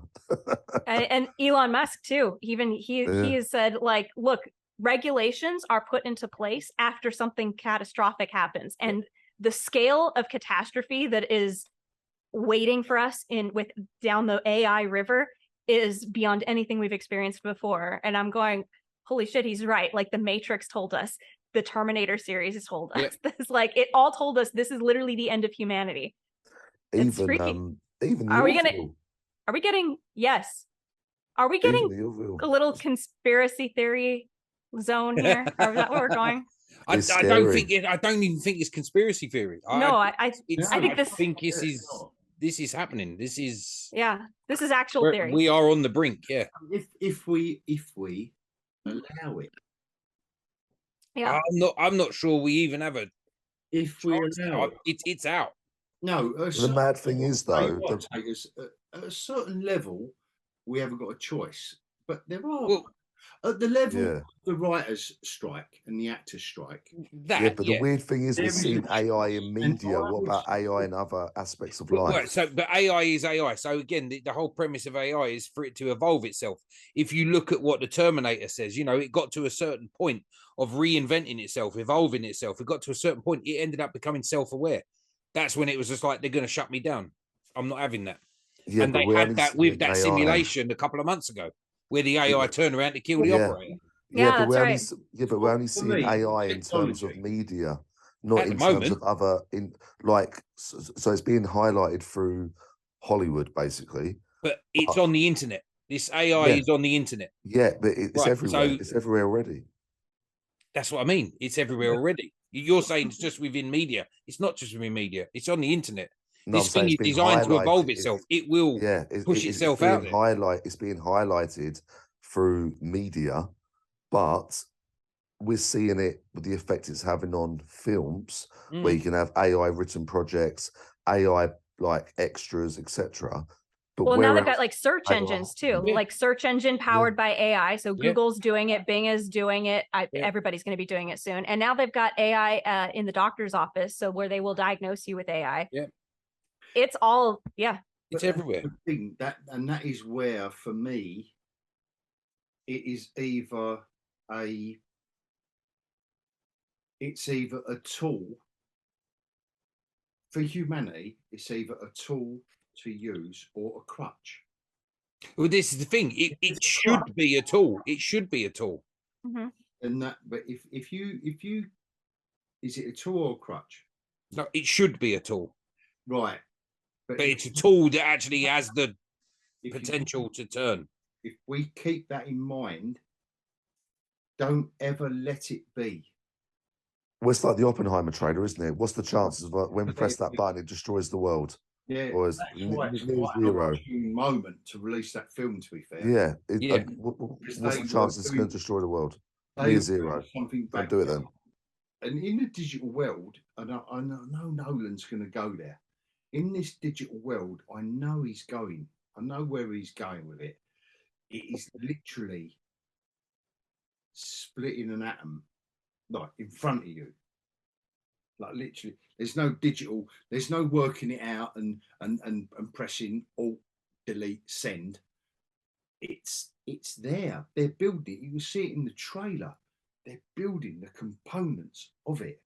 And Matt Damon's character is saying, well, so what are you saying when we press the button? We don't know whether it will be the end of existence. Don't do it. But what a question to ask. And would you have pressed the button? And I can't help feeling that just this is all just based on the trailer. The question. That's the part where some troll runs into the room and like, but that's what could happen with AI. But no, it's real. Think about that. AI is so readily available to anybody, anywhere, all over the world now. And that is the growth terrifying already. thing. The growth already of AI is exponential. Yeah, it's an exponential growth from when it started not so long ago to where it is now. Where's it going in the next 10 years? Yeah, you're right, and only because we're allowing it. Well, yeah, but again, like I said, if you're going to get to the point, you're going to get to that tipping point where it's just like it's trying to take over. You're going to not allow it anymore. It's going to fight you now. Yeah, supremacy. It'll be too late because script writers and actors striking about. It's a part of its pay. Yeah, a big part of it's AI and actors as well. And I get it. Yeah, I'm supportive of it. But do you know what? We are all going to allow it. He's here. We're going to allow it. It's such a tiny. It will be a relentless. Like it's already like Tayters. You just said it's already going on. It's here. Yeah, it's happening around the writers and the actors. Mm. It's too late. It's too late. Only because, in my pure personal opinion, we are allowing it. We allow it. When BMW or any other car manufacturer says, we're developing a driverless car. Well, why are we not saying, I don't want a driverless car. I want to be, as a human being, I want a light to go off there, and I want an alarm, and I want to be told when my petrol's running out. But other than that, I want to be in control of this machine. Yeah. I want to be in control of it, not you, me. Don't give me a driverless car. So why am I sitting in it? Where am I going now then? What I might as well phone a cab now. So I've no need to own a car. Do you see what I'm? Yeah. Oh, okay. Oh, we're going that route. I don't need my own. Yeah. I don't need my own device to get from A to B. If you've got a driverless car, I might as well just tap my head because I've got a device in my brain now that tells Uber where I want to go. Like I go, and then something turns up outside and I go, Your conveyance pod has arrived. It's the Johnny Cab from Total Recall. Yes. Oh, yeah. The only thing I want is the virtual reality from Star Trek. That's the only thing I want. Yes, I want the, what is it called? The holodeck. Holodeck, yes. That's the only thing I want. Yeah, but for all the wrong reasons. Yeah, we know why you want it. All the wrong reasons that were explored in the Orville. Yeah, exactly. I love that. That was the best thing they could have done. Yeah. No, to be fair though, I just want a lightsaber fight. 2049 went there as well. It's all gonna be about sex. No, I just want to have a lightsaber fight with Darth Vader, man. That could be. When you say lightsaber, I'd be there for that. Crossing swords with Vader, or just fly the Millennium Falcon or X-wing. It'd be quality. Yeah, that would be fun. God, we're so dorky. So want to fly the Millennium Falcon through an asteroid field. I want to so bad. That is going to be the title. That is going to be the title. Donkey. That's the best. I've got to write it down so I never remember it. Donkey. Space Dork. Dork. Where did that come from? Oh my God. Does anyone want to waffle on for more time, or should we all go nights? Up to you, man. One more thing. Yeah. One more thing. Going back to Indiana Jones.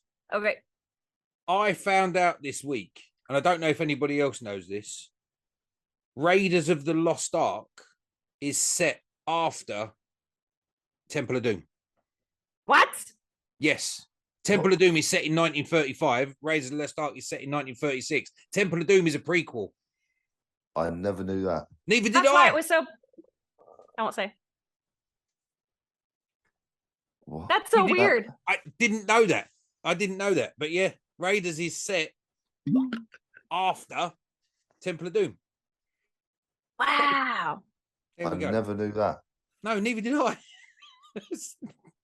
You Mine- learn something new every day. You don't care, do you? So what?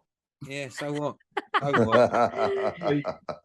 So, literally, so what? That's like someone saying, "Oh, did you know Dr. No was set before Moonmaker?" And you go, "Well, I don't care. I just, Wasn't it? I went to bed that night. You know, you know, didn't you? You literally know. I'm trying to bait him. I'm trying to bait. It's all right. Keep going. Oh, I never knew. No, No, it makes you think. No, I did. I just thought it was interesting. It is interesting. I'm not. I'm going to disagree that it's interesting. Okay, that's fine. Fun fact. Yeah, fun fact. I'll agree on that one. I'll take it. Me and you are like that tonight. We're like that. I'm gonna Besties. Besties. Yeah, I'm going to agree again. Yeah. Agree again. Daffy's Right. What did you say? Daffy Duck's had enough. Well, it's 3 hours and 10 minutes. Yeah. Oh my gosh. Wow, yeah. How did this happen? I literally don't know how. We had nothing to talk about coming into this. We were like scrambling. What do we talk about? Yeah, every podcast recently, I've been going, "Oh, there's not a lot to talk about, guys." And but as I'm watching it, I'm thinking, do you know what? We're going to talk shit anyway. Yeah, we're going to waffle on. I'm thinking, oh, we're going to. So next podcast, I'm just going to say, yeah, are you up for it this time? Yeah. Usual waffle. Yeah, that's it. Yeah, yeah. Sounds good. Whatever I put, whatever you say, oh, let's just start from here. We don't care, do we? We just go off on one. You run rampant across my hogcasts, you lot. It's fun. I feel sorry for the people watching. I mean, is anybody going to get to the end of this hogcast? I'll be surprised. I wonder how many. I'll be shocked. Yeah. If you get this far, leave a comment and let us know who you are. Yes. Yeah. Imagine that. You need some sort of award. We'll leave smiley faces on your comment. Only emojis. Yeah. Only emojis. Yes. Oh, someone loves an emoji. Oh, but anyway, guys, listen, thank you. I always enjoy. Listen, we've waffled on for so long, but I always enjoy it. So Always good. nothing more to be said No. except proper freeze frame. When I say not yet, Amber, not All right. yet. You've spoiled my freeze frame. Have you got somewhere to be? Have you got somewhere to go? Like you seem like you're in a rush now, Amber. No. No, it's like 110 degrees outside right now. It's got to be like what, 47 Celsius? Oh, 47, 48. We were suffering. It's ridiculous. We were suffering in England today. It was 21. Oh, poor you. That was And very wet. Oh, That's what she said. We don't go there. Oh, thank you. he did it. He didn't let it go. Yeah, just as he's saying, that's what she said. I'm going, we don't go there. It all went wrong at the last minute. All I wanted to do was a freeze frame. Adios, everyone. Love you all. Adios. Adios. Don't talk, Ah. don't freeze frame.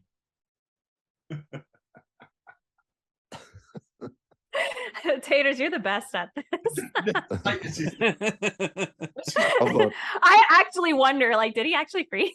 Yeah, yeah, you got. Yeah, to be fair, he is good.